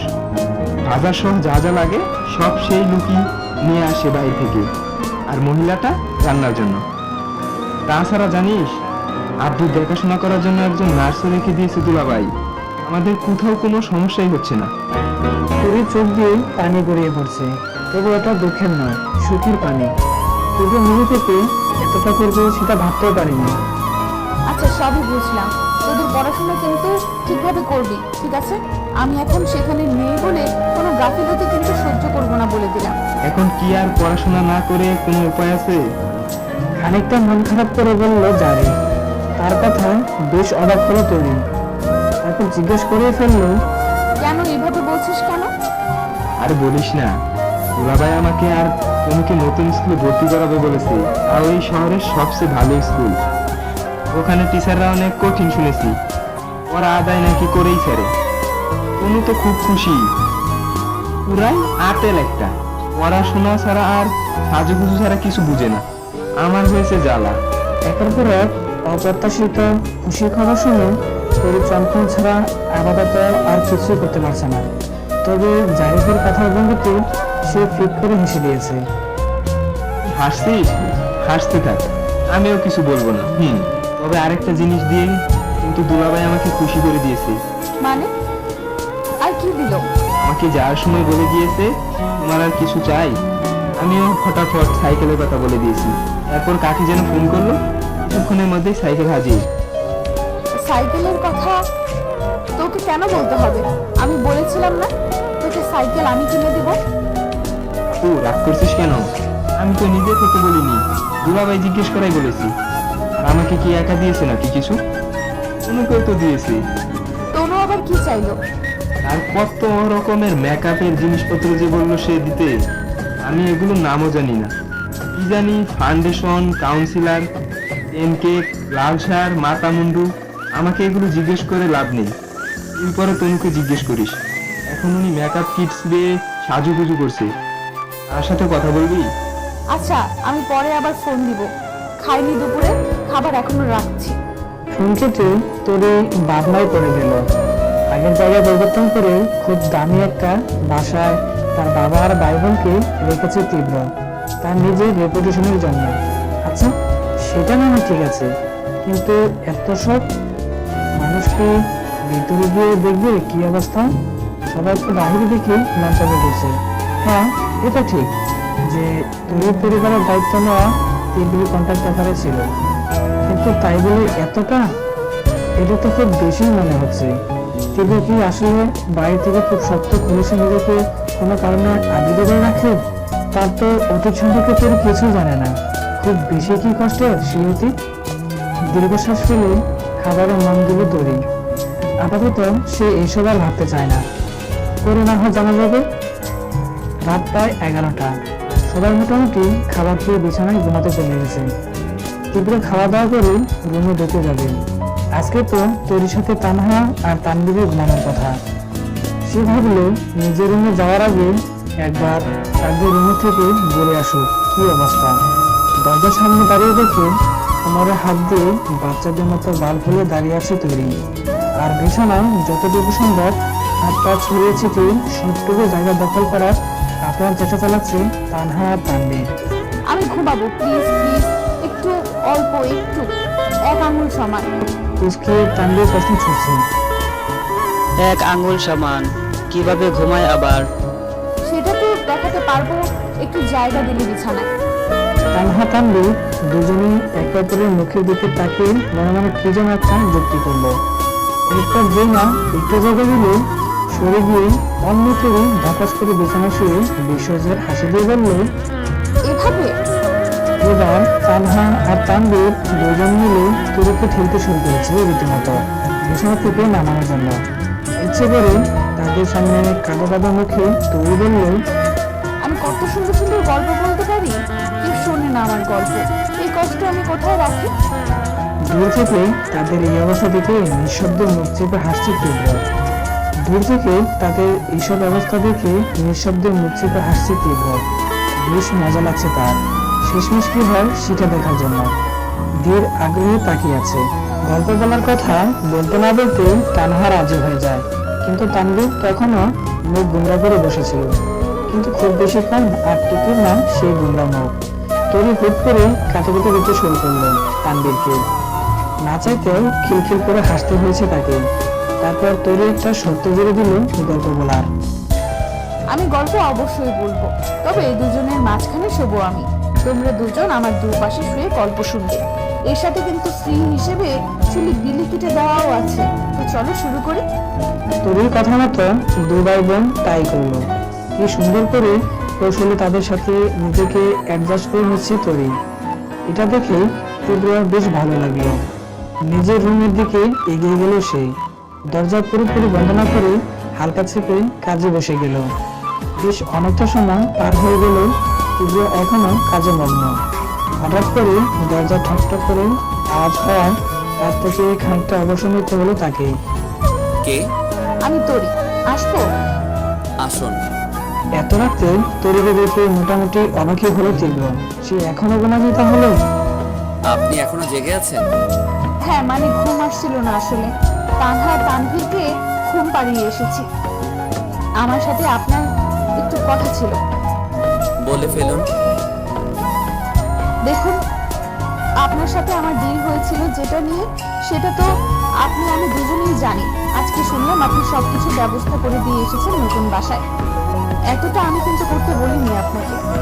আমার কথা শুধু এইটুকুই ছিল যে আমি এখানে থাকতে যেমন আব্বু বা তনু জিরাফের কোনো সমস্যা না হয়। আমার কথা শুধু এতটুকুই ছিল যে আমি এখানে থাকতে যেন আব্বু বা তনু জারিফের কোনো সমস্যা হতো না, এখনো সেটা যেন না হয়। আপনি এক্স্যাক্টলি কি বলতে চাচ্ছেন বলুন তো? মানে এত কিছু না করলেও পারতেন। আমি যা করেছি সেটাতে না আপনার বাপের বাড়ির লোকজনের কোনো সমস্যা হয়েছে, না আমার নিজের।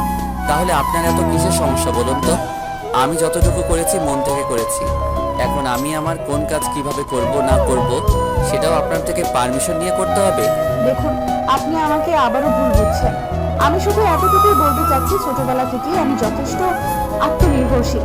যতটুকু আমার প্রাপ্য ঠিক ততটুকুই নিয়েছি আমি। আপনি প্রথমবারের মতো চাহিদা থেকে বেশি দিয়ে ফেলেছেন, যেটাতে আমি আসলে অভ্যস্ত নই। এটাই বলতে আসা। আপনার মতলব কি বলুন তো? আমি যদি সেখানে বাজার করা থেকে শুরু করে রান্না বান্নার লোকের ব্যবস্থা না করে দিয়ে আসতাম, তাহলে নিশ্চয়ই আপনি দিনের পর দিন তাদেরকে না খেয়ে দেখতে পারতেন না। তখন কি করতেন?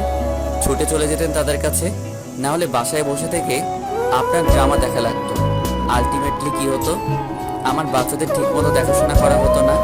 এটাই তো চাচ্ছিলেন আপনি। তুই থ হয়ে দাঁড়িয়ে আছে।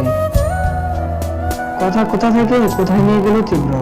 সে ভেবেছিল সব কথা শেষে তাকে ধন্যবাদ দিয়ে আসবে, কিন্তু এসব কথা শোনার পর তার আপাতত আর কিছুই বলার নেই। আপনার কথা বলা শেষ হলে আপনি আসতে পারেন। আর হ্যাঁ, ভবিষ্যতে আমাকে শেখাতে আসবেন না যে আমি কোথায় কি করব। আমি যেটা করি সেটা আশেপাশে সবকিছু মাথায় রেখে বিচার বিবেচনা করেই করি। একটা সময় ছিল যখন সবকিছু সহজভাবে ভেবে নিতাম, কিন্তু পরিস্থিতি আমাকে যথেষ্ট বদলে দিয়েছে। তোরই সামনে আবারও ল্যাপটপ নিয়ে বসে পড়েছে তীব্র। চুপচাপ সে রুম থেকে চলে আসে তরি। প্রতিদিনের মতো আজও সকালে ঘুম থেকে উঠে নামাজ পড়ে গোসল করে রান্নাঘরে এসেছে তরি। এখনো অনেকে ঘুম থেকে ওঠেনি, শুধু বাসার সার্ভেন্ট আর গেটম্যান ছাড়া। তীব্র নিজে যেহেতু অফিসের বস, তাই তার সকালে যাওয়া লাগে না, একটু দেরি করেই যায় সে। সকালে নাস্তা বানানোর কাজ তরির নয়, তবে বসে থাকতে তার ভালো লাগছে না, তাই মজার কিছু আইটেম তৈরি করবে বলে ভেবে নিয়েছে সে সবার জন্য। একটু পরে সিঁড়ি দিয়ে আসিয়ে বেগম নেমে এলেন তরিকে দেখে রান্নাঘরে যান তিনি। কখন উঠলে? বেশ আগেই উঠেছি আম্মা। গোসল করেছো? জি, আব্বা আর দাদি উঠিনি এখনো আম্মা। তোমার আব্বা বেডটি খেতে পছন্দ করে, তীব্র ঠিক সেই অভ্যাসটাই পেয়েছে, তাই চা হয়েছে কিনা সেটা দেখতে আসলাম। আর তোমার দাদি উঠেছে আরো আগেই, তবে এখন নিচে আসেনি, পরে আসবে। ও, আমি জানতাম না আম্মা এই কথা, না হলে আগেই চা করে রাখতাম। সমস্যা নেই, আমি এক্ষুনি করে দিচ্ছি। দুধ চা নাকি লিকার চা? আর চিনি কেমন দেবো? দুধ চা, চিনি 1 চামচ দিও দুজনের জন্য। আর তোমারও তো ব্যস্ত হওয়া লাগবে না, গতকালকে বাসায় মেহমান ছিল, তাই তোমাকে এই ব্যাপারে বলা হয়নি, তাই জানতে পারোনি। এক কাজ করো, তুমি স্বামী তীব্র রুমে দিয়ে এসো। জি। কথাবার্তা চলা এক পর্যায়ে তরি ফোনে কল এলো। স্ক্রিনে মৃত নামটা লেখা। আপাতত তরি ফোন রিসিভ করলো না, কারণ এখন হাতে অনেক কাজ। আপনার চা শুনছেন? চা ঠান্ডা হয়ে যাবে, খেয়ে নেবেন। আর্মির ভেঙে আদর চোখে তাকিয়ে মৃদু আলোতে তীব্র এক মায়াবী নারীকে দেখতে পেল। চোখে এখনো ঘুম লেগে আছে। তীব্র এখনো বুঝতে পারছে না ঠিক মতো কিছু। কে আপনি? কি চান? কি, আপনি চিনেন না আমাকে? খানিকটা উঁচু স্বরে বলে উঠল তরি। হঠাৎ লাফ দিয়ে উঠে বসে তীব্র, চোখ বদলতে আবারও তাকায়। ও আপনি? যা রেখে যান, আমি খেয়ে নেব। আচ্ছা। শুনুন, জি। কালকে মানে ছেলেমেয়েরা উঠেছে ঘুম থেকে? কালকে ছেলে মেয়েরা উঠেছে মানে? কথা বুঝলাম না। না, কালকে এমনিতেই বলেছি, ছেলে মেয়েদের কথা জিজ্ঞেস করলাম। মনে হয় না এখনো উঠেছে। আমি নাস্তা তৈরি করে তাদের ডেকে দিব, আর আজকে তারা সকলের সাথে একসাথে বসে খাবে। শুনুন, কালকের জন্য সরি। হঠাৎ করে এভাবে সরে বলাটা তরি আশা করেনি তীব্র কাছ থেকে। কেন? আমার কাছে কেউ নাক গলাবে এটা মোটেও পছন্দ না আমার, সেটার জন্যই রেগে গিয়েছিলাম। তবে পরে আপনার দিকটা ভেবে দেখার পরে মনে হলো এইভাবে বলাটা ঠিক হয়নি হয়তো, তাই সরি, এটাই বলার ছিল। আপনি এখন যেতে পারেন। পিছনে ফিরে রুম থেকে হেঁটে বেরিয়ে গেল তীব্র। আর তার মাথায় হঠাৎ করে একটা জিনিস এলো। তীব্র বলেছে কালকের জন্য সরি, আর এর আগেও কালকে দিয়েই শুরু করতে নিয়েছিল, কিন্তু হয়তো অ্যাসোসিয়েশনে ছিল, তাই সরাসরি বলতে পারেনি প্রথমে। তাই ছেলে মেয়েদের কথা জিজ্ঞেস করে কথা কাটিয়েছে। ব্যাপারটা ভাবতে মিষ্টি হাসি এসে লেগে যায় তরির মুখে। সবাই একসাথে নাস্তার টেবিলে বসেছে। তরি খাবার বেড়ে দিয়ে এরপর তানহা তানভীরকে খাওয়াচ্ছে। আসলে একটা কথা বলতে চাচ্ছিলাম, একটা অনুমতি লাগতো আমার। তরির কথা শুনে প্রায় সবাই চোখ তুলে তাকালো। আমি অনার্স ফাইনাল ইয়ারে আছি, আমার পরীক্ষার ডেট দিয়ে দিয়েছে সামনে। বেশ কয়েকদিন ক্লাস করতে পারিনি, তাই বলছিলাম যদি একটু ভার্সিটি যেতাম। শিট, নোট পড়া যা আছে কারোর থেকে কালেক্ট করে নেবেন, আর পরীক্ষার সময় শুধু পরীক্ষা দিবেন। টেবিল কথা শুনে সবাই চমকে তাকালো তার দিকে। সে যে কথা বলছে সেটা জানা না। তরিকে আপনি কোনো সমাধান করা মোটামুটি সবাই অবাক। ঘটনা বুঝতে পেরে তীব্র তাড়াতাড়ি বলে উঠলো, আমার একটু কাজ আছে, রুমে যাচ্ছি। ওইদিকে এবার সবাই তাকিয়ে আছে, আর এই বিব্রতকর অবস্থা এড়াতে তরি এদিক সেদিক না তাকিয়ে শুধু তানহা তানভীরকে খাইয়ে যাচ্ছে। তোমার কি ক্লাস না করলে খুব বেশি সমস্যা হবে? জাহানারা বেগম বেশ গম্ভীর কণ্ঠে প্রশ্নটা করলেন। না ঠিক আছে, চলবে। জাহানারা বেগম তরির দিকে তাকিয়ে রইলেন। মেয়েটা খুব সহজেই সবকিছু ছাড় দিতে জানে। তীব্র আর তার সম্পর্কটা ঠিক কোন পর্যায়ে আছে এটা বুঝে গিয়েছেন তিনি। অথচ তরি এ ব্যাপারে কিছুই বলেনি কাউকে। মেয়েটা কি আসলে এতটা ভালো, নাকি আবার রূপ পাল্টাবে? এই প্রশ্নটাই মনে খসখস করছে সারাক্ষণ ওনার। ব্রেকফাস্ট শেষ করে তানহা তানভীরের সাথে বেশ খানিকটা সময় কাটিয়ে নিজের ফোন হাতে নিল তরি। প্রথমে তার বাবার সাথে কথা বলেছে, এরপর বাইমন। মিতু যখন ফোন করেছিল তাকে ভার্সিটি যাওয়ার কথা বলতেই ফোন করেছিল, কিন্তু যেহেতু তীব্র না করে দিয়েছে তাই এখন তো মুখের উপর আর কিছু বলা যাচ্ছে না। মিতু তার ভার্সিটিতে সবচেয়ে কাছের বান্ধবী, তার সাথে মোটামুটি সবকিছু শেয়ার করে তৈরি। মিতুর মাধ্যমে জানতে পারে তীব্রের কথা, আর এরপরে তো যাক, আপাতত সেসব বলে লাভ নেই। মিতুর নাম্বারে চটপট ডায়াল করলো তৈরি। প্রথমবার রিসিভ না করলেও দ্বিতীয়বার বেশ কিছুক্ষণ রিং হওয়ার পরে শুনতে পেল মিতুর গলা। তোরি, আমি ক্লাসে ছিলাম রে, ফোনটা সাইলেন্ট ছিল, মাত্র বের হলাম। তোকে তো বলেইছিলাম যে আজকে আসতে। জানিস আজকে ক্লাসটা কতটা ইম্পর্টেন্ট ছিল? ইম্পর্টেন্ট হলেও আমার কিছু করার নেই মিতু। আমি তোকে এটা জানানোর জন্যই ফোন করেছি যে আমি পরীক্ষার আগে আর আসতে পারবো না হয়তো ভার্সিটিতে। ও হ্যাঁ, ফর্ম ফিল আপের আগে তো যেতেই হবে, আর বাকিটা শুধু এক্সাম দিতে। তুই পড়াগুলো একটু ভালোভাবে মাথায় ঢুকিয়ে রাখ, নোটশিট কালেক্ট করে রাখ। আমি ফর্ম ফিল আপের দিন নিয়ে যাব, আর তোর সাথে আমার তো যোগাযোগ থাকবেই। ফোনে যতটুকু হয় পড়া বুঝে নিব। ফোনে পড়া ঠিক মতো বোঝা যায় না তোরি। তুই এই পর্যন্ত কম প্রতিকূল পরিবেশের সম্মুখীন হোসনি। তোর প্রতিটা সংগ্রামের কথা আমি জানি। এরপরেও নিজের পড়ালেখার উপর বিন্দুমাত্র প্রভাব পড়তে দিসনি, আর ফাইনাল ইয়ারে এসে এই কথা বলছিস? এতদিন জীবনে অনেক চড়াই উতরাই পার করে এসেছি, অনেক চ্যালেঞ্জের মুখোমুখি হয়েছি, কিন্তু একটা জিনিস তখনও পেয়েছিলাম, জানিস সেটা কি? স্বাধীনতা, যেটা এখন আমি হারিয়ে ফেলেছি। আমি যখন অন্যের অধীনে রে, চাইলেও আমার কিচ্ছু বলার উপায় নেই। তোর ইনলস কি তাহলে? আরে না, তারা সবাই খুব ভালো। দাদি একটু কম মিশতে চান, কিন্তু মন থেকে ভালোই। আমার শ্বশুর শাশুড়ি দুজনেই অনেক ভালো ব্যবহার করে আমার সাথে। আর বাচ্চারা তো বুঝিসই, তাদের অতীতে কি হয়েছে তা তো জানি না, আস্তে আস্তে সব জানতে পারবো। সবে মাত্র আসলাম, তারা একটু ভয়ে ভয়ে থাকে কেন জানি। তবে আমি চেষ্টা করছি যতটুকু পারা যায় তাদের সাথে মিশে যেতে। ভীষণ মিষ্টি দুটো বাচ্চাই, জানিস। সবার কথাই তো বললি, আর যার সাথে বিয়ে হলো তার কথা তো বললি না কিছু। তোরি, সত্যি করে বলতো, আমি কি তোকে খুব খারাপ কিছুর মধ্যে ঠেলে দিয়েছি নিজের অজান্তে? বিশ্বাস কর, আমি যা করেছি সবটাই তোর ভালোর কথা ভেবে সব দিক চিন্তা করে করেছি। আর আমি তো তোকে অপশন দিয়েছিলাম, শুধু চুজ করা তোর উপর ছেড়ে দিয়েছিলাম। এটা আমি কি করলাম রে? তীব্র রাইহানের সাথে তুই নিশ্চয়ই সুখী নেই, তাই না? আরে আরে, এত অস্থির হচ্ছিস কেন, আর নিজেকে দোষারোপ করছিস কেন? আমার লাইফ আমি বেছে নিয়েছি, আর সুখী বিবাহিত জীবনের কথা বলছিস। আমি সুখে শান্তিতে সংসার করব এটা ভেবে বিয়ে করেছি কি? করিনি তো। সবটাই ভাগ্যের উপর ছেড়ে দিয়েছি, তবুও যতটুকু পেয়েছি তাতেই আলহামদুলিল্লাহ। কত মেয়ে আছে যারা শ্বশুর বাড়িতে নির্যাতিত হয়, পরিবার থেকে দেখে শুনে বিয়ে দেওয়ার পরেও সেই জায়গা থেকে আমি উল্টো আমার পরিবার বাঁচাতে, নিজের সম্মান বাঁচাতে এই বিয়েটা করে যতটুকু পেয়েছি সেটাও কি কম? আর প্রতিটা মানুষের কিছু না কিছু দুর্বল জায়গা থাকে। তীব্র রায়হানের দুর্বলতা বাচ্চারা, তাদের জন্যই আমাকে বিয়ে করা। তাই বাবা হিসাবে তাদের ভালোর কথা ভাবা খুব স্বাভাবিক। খুব অস্বাভাবিক কিছু তো নয়। আমি পড়াশোনা কন্টিনিউ করব এই শর্ত কিন্তু রাখিনি আমি। তাড়াহুড়োতে এত কিছু মাথায় ছিল না। উনি চাইলেই কিন্তু আমার পড়াশোনা বন্ধ করে দিতে পারতেন, সেটা করেননি। তাই আপাতত আর এত কিছু নিয়ে মাথা ঘামাচ্ছি না। যা হবে দেখা যাবে। তোকে যেটা বলেছি সেটাই মাথায় রাখিস, ঠিক আছে? সবকিছু থেকে সবসময় পজিটিভ কিছু বের করে আনার তোর এই গুণটা আমার ভীষণ ভালো লাগে।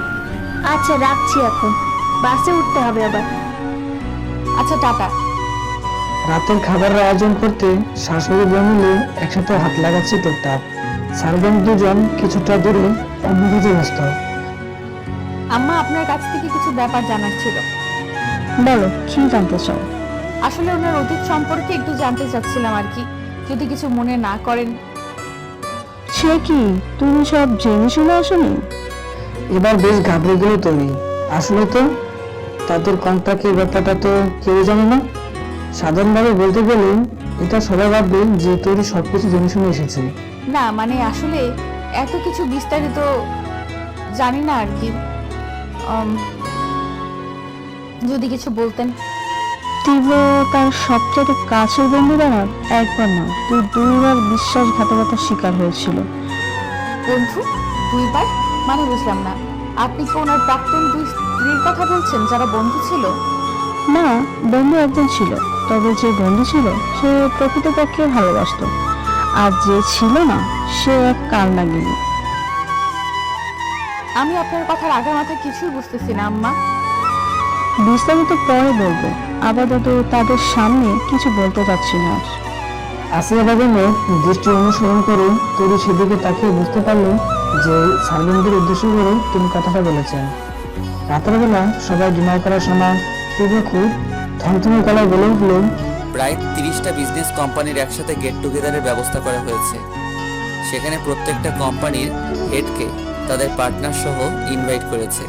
আমি চাচ্ছিলাম না সেখানে অ্যাটেন্ড করতে, কারণ এসব ভালো লাগে না আমার। কিন্তু এটার সাথে আমাদের কোম্পানির একটা নাম জড়ে আছে, তাই অনিচ্ছা সত্ত্বেও যাওয়া লাগবে। আজকে শুনলাম এই কথাটা। আর যেতে হবে নাকি কালকে রাতেই? রেডিকিউলাস।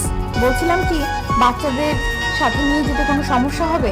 মানে তারাও মজা করতে পারতো, একটু রিফ্রেশমেন্টের ব্যবস্থা হয়ে যেত আর কি। এক কাজে দুই কাজ। তৈরি বেশ আগ্রহ নিয়ে কথাটা বলল। সেখানে গিয়ে তাদের কোনো কাজ নেই, সব জায়গায় নিজের মতামত দিতে যাবেন, মানে যেও না। তরুণ আহত চোখে একবার তার শাশুড়ির দিকে তাকালো। চোখ দিয়ে কিছু একটা বুঝে তাকে মন খারাপ করতে না করলেন তিনি। তরুণ আহত চোখে একবার তার শাশুড়ির দিকে তাকালো। চোখ দিয়ে কিছু একটা বুঝে তাকে মন খারাপ করতে না করলেন তিনি। সকালের খাবার পর্ব শেষ করে তরুণ নিজের রুমের উদ্দেশ্যে পা দেওয়ার সময় আসিয়া বেগম বললেন বাচ্চাদের ঘুম পাড়িয়ে তার কাছে আসতে। তিনি তীব্রের উচিত তাকে খুলে বলবেন। মোটামুটি সবাই নিজেদের রুমে, হয়তো তীব্রভাবে বাকিরা ঘুমিয়ে পড়েছে। ড্রয়িং রুমে বসে আসিয়া বেগম আর তৈরি কথা বলতে লাগলো। তীব্র তখন ভার্সিটির স্টুডেন্ট ছিল, এখন তুমি যে পজিশনে আছো তীব্র তখন সেই পজিশনে ছিল, অর্থাৎ ফাইনাল ইয়ারে। একদিন তীব্র রাতে এসে আমার কোলে মাথা রেখে শুয়ে শুয়ে গল্প করছিল। তখন সেটা তার নিত্যদিনের অভ্যাস ছিল। গল্প করতে করতে হঠাৎ সে বলে উঠল, আম্মু, আমি একজনকে পছন্দ করি। তোমাকে আমি সব কিছুই বলি, তুমি জানো। তাই বলছি, আমি যাকে পছন্দ করি তাকে যদি আমার জীবনসঙ্গী হিসেবে পেতে চাই, তাহলে কি তোমার কোনো আপত্তি থাকবে? কি বলছিস হুট করে বলতো? তোর মুখে এতদিন আমি কিছুই শুনিনি এসব ব্যাপারে, আর আজ একেবারে সরাসরি তাকে বিয়ে করার পোষণ করছিস? সেই কথা বলতে এসেছিস আমাকে? নিশ্চয়ই তোদের জানাশোনা আছে অনেক আগে থেকেই। তো বিয়ের কথা তো সরাসরি বলতি না, কবে থেকে চলছে এসব বলতো? আম্মু, আমি কি নিজেও ভাবতে পেরেছি নাকি যে আমার তাকে হুট করে এতটা ভালো লেগে যাবে, আর সেও আমাকে পছন্দ করে? তা আমি জানতামই না। মেয়ে মানুষ বলে কথা, বুঝলে, নিজে থেকে কিছু বলে না। আজ আমি যখন আমার মনের কথা তাকে বললাম, তখন শুনি এই কথা যে তার মনেও আমার প্রতি একই অনুভূতি আছে। এই, তুই কার কথা বলছিস? পরিষ্কার করে বলতো। তুমি তাকে চিনো আম্মু, এমনকি সে নিজেও তোমার অনেক প্রিয়। তুই নামটা বলবি? ঘুরে বেঁচে এত কথা ভালো লাগছে না আমার। তৃপ্তি আম্মু, তৃপ্তি সেই মেয়ে। কি? তোর ক্লাসমেট? যে তৃপ্তি এটা সেই তৃপ্তি? তবে আর বলছি কি? এই, এসব তালে তালে কবে করলি তো? সে আমাদের বাসায় বেশ কয়েকবার এসেছে, ভীষণ ভালো লেগেছে আমার তাকে। এত মিশুক মেয়ে আজকাল দেখাই যায় না। সবই ঠিক আছে, কিন্তু তোদের দুজনকে দেখে তো বন্ধু ছাড়া কখনো কিছুই মনে হয় নাই। আমি তোর মা, আমার চোখে ফাঁকি দিয়ে প্রেম করলি? আম্মু, প্রেম করেছি কখন বললাম আমি? বললামই তো যে আমাদের নিজেদের মনের মধ্যে এই অনুভূতি সুপ্ত অবস্থায় ছিল। আমরা বেস্ট ফ্রেন্ডের মতোই ছিলাম এতদিন, কিন্তু এখন আমাদের দুজনেরই মনে হয় যেহেতু আমাদের মধ্যে আন্ডারস্ট্যান্ডিং অনেক ভালো আর নিজেদের মধ্যেও একটা পছন্দের ব্যাপার চলে এসেছে, তাহলে সম্পর্কটাকে তো একটু আগানোই যায়, তাই না? এবার তোমার কি মত বলো? আমি একা আর মত দিলে হবে না। দেখি তোর আব্বু আর দাদির সাথে কথা বলে তারা কি বলে। এরপর না হয় মেয়ে দেখতে যাবো। তৃপ্তির পরিবার রাজি আছে তো? তৃপ্তিও আজকে বলবে বলেছে আমাদের ব্যাপারে। আঙ্কেল আন্টি তো আমাকে খুবই পছন্দ করেন জানো। যখনই তাদের বাসায় যাই তখনই এত আপ্যায়ন করেন, মনে হয় যেন আসলেই মেয়ের জামাই। হয়েছিস একটা বদের আড্ডি, বুঝেছিস? এখন যা এখান থেকে। আমি চেষ্টা করব তোর মনের আশা পূরণ করতে। থ্যাংক ইউ আম্মু, ইউ আর দ্য বেস্ট। পূর্বের স্মৃতিস্মরণ করে একটু থামলেন আসিয়া বেগম। তরি এখনো তাকিয়ে আছে আসিয়া বেগমের মুখের দিকে উৎসুক দৃষ্টিতে পরবর্তী কথা শোনার জন্য। তিনি আবারও বলতে লাগলেন, আমাদের দুই পরিবার থেকে কারোই কোনো আপত্তি ছিল না। তাদের বিয়ে, তারা দুজন দুজনের পড়াশোনা শেষ করে। তারপর তীব্র তার বাবার বিজনেস আস্তে আস্তে হ্যান্ডেল করতে শুরু করে। মোটামুটি একটা পজিশনে যখন সে এসে গিয়েছিল তখন দুই পক্ষের পরিপূর্ণ সম্মতিতে বিবাহ সম্পন্ন হয়। জানো, তাদের যে দেখতো সেই বলতো যে আল্লাহ যেন তাদের দুজনকে জন্য সৃষ্টি করেছে। তৃপ্তি বিয়ে করার কিছুদিন পর একটা চাকরির অফার পায়। চাকরিতে জয়েন করার কিছুদিন পরে জানতে পেল সে সন্তান সম্ভাবনা। আমাদের তানভীর তখন তার গর্বে এসেছিল। সে বাচ্চার খবর শুনে এতটাই খুশি হয়েছিল আর এ কথা শোনার পর থেকে এতটাই যত্নশীল হয়ে গিয়েছিল যে বলল চাকরি করবে না, তাহলে ঠিকঠাক নাকি বাচ্চার যত্ন করতে পারবে না। আমরা তার কথা হেসে দিয়েছিলাম যে একটা মেয়ে কোন পর্যায়ে খুশি হলে এই কথা বলে, তবে তার সিদ্ধান্ত মেনে নিয়েছিলাম। এখন মনে হয় কয়েকদিনের জন্য চাকরিটা না করলেই বোধহয় ভালো ছিল। কেন? চাকরি কি ক্ষতি করেছে? চাকরি কিছু করেনি, কিন্তু চাকরির সুবাদে যে মানুষটার সাথে পরিচয় হয়েছিল সে অনেক কিছু করে দিয়েছে। সেসব পরে বলি। তো যেখানে ছিলাম, তানভীর সুস্থভাবে পৃথিবীতে আসলো। আমি তীব্রকে বড় হওয়ার পর থেকে এই পর্যন্ত 3 বার কাঁদতে দেখেছি। জানো, সে কাঁদে না সহজে। শুধু যে ছেলে বলে এমনটা নয়, কিন্তু তাকে এমনিতেও কাঁদতে দেখিনি আমি কোনোদিন। তানভীর হওয়ার পরে প্রথম সে কেঁদেছিল সবার সামনে। খুশির কান্না ছিল সেটা, প্রথম বাবা হওয়ার অনুভূতি। এরপরে আমার ছেলেটার সংসার ভালোই কাটছিল বৌমার নাতিকে নিয়ে। আল্লাহ বোধহয় সব সুখ তখন ঢেলে দিয়েছিলেন।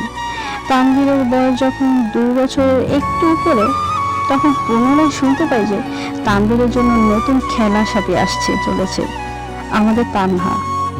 আচ্ছা, ওনার রুমে যে ছবি আছে সেখানে উনি, তানভীর আর একটা মেয়ে দাঁড়ানো, সেই মেয়েটাই তাহলে তৃপ্তি আপু?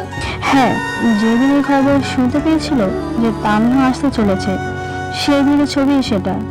তীব্রকে আমি দ্বিতীয়বারের মতো কান্না করতে দেখেছিলাম যখন সে শুনেছিল তার মেয়ে হতে চলেছে, তান্না আসবে। সেই খবর শুনে সে প্রতিদিন হাতে করে খেলনা নিয়ে আসতো মেয়ে বাবুদের, এমনকি জামা কাপড়ও, আর বলতো আমার প্রিন্সেস আসতে চলেছে। এরপর তৃপ্তির ডেলিভারি করানোর সময় চলে এসেছিল। ডক্টর বলেছিল যে কিছু কমপ্লিকেশন আছে, তাই সিজার করতে হবে।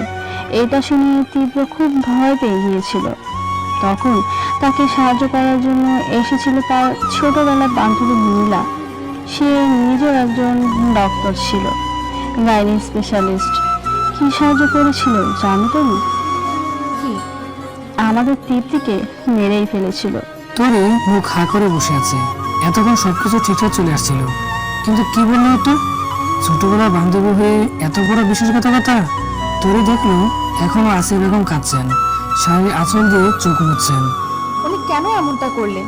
ওনার কোনো ব্যক্তিগত শত্রুতা ছিল তৃপ্তি আপুর সাথে?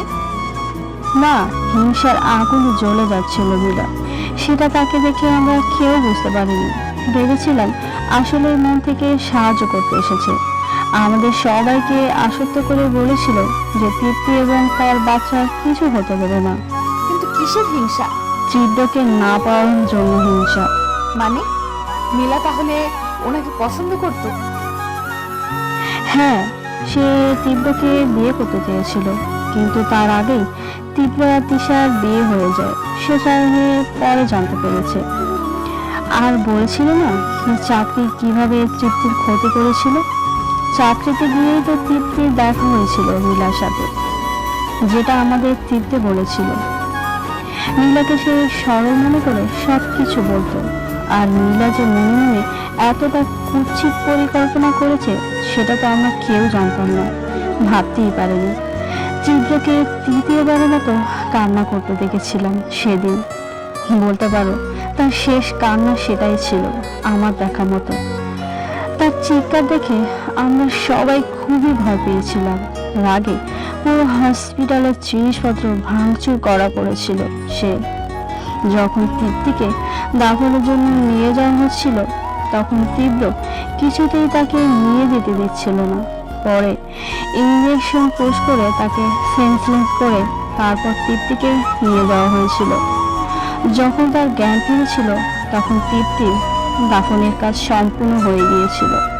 সে তৃপ্তির কবরের সামনে শুধু গিয়ে কিছুক্ষণ এক দৃষ্টিতে তাকিয়েছিল, একেবারে অল্প সময়ের জন্য।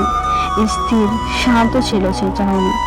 তখন তার চোখে কোনো পানি ছিল না, তবে তার মনে কি চলছিল সেটা অনুমান করতেও ভয় লাগছিল। তোরই চোখ দিয়ে অনবরত পানি পড়ে যাচ্ছে এখন। কাউকে সত্যিকার অর্থে মন থেকে ভালোবাসলে বুঝি এমনই হয়। এরপর কি হয়েছিল আম্মা?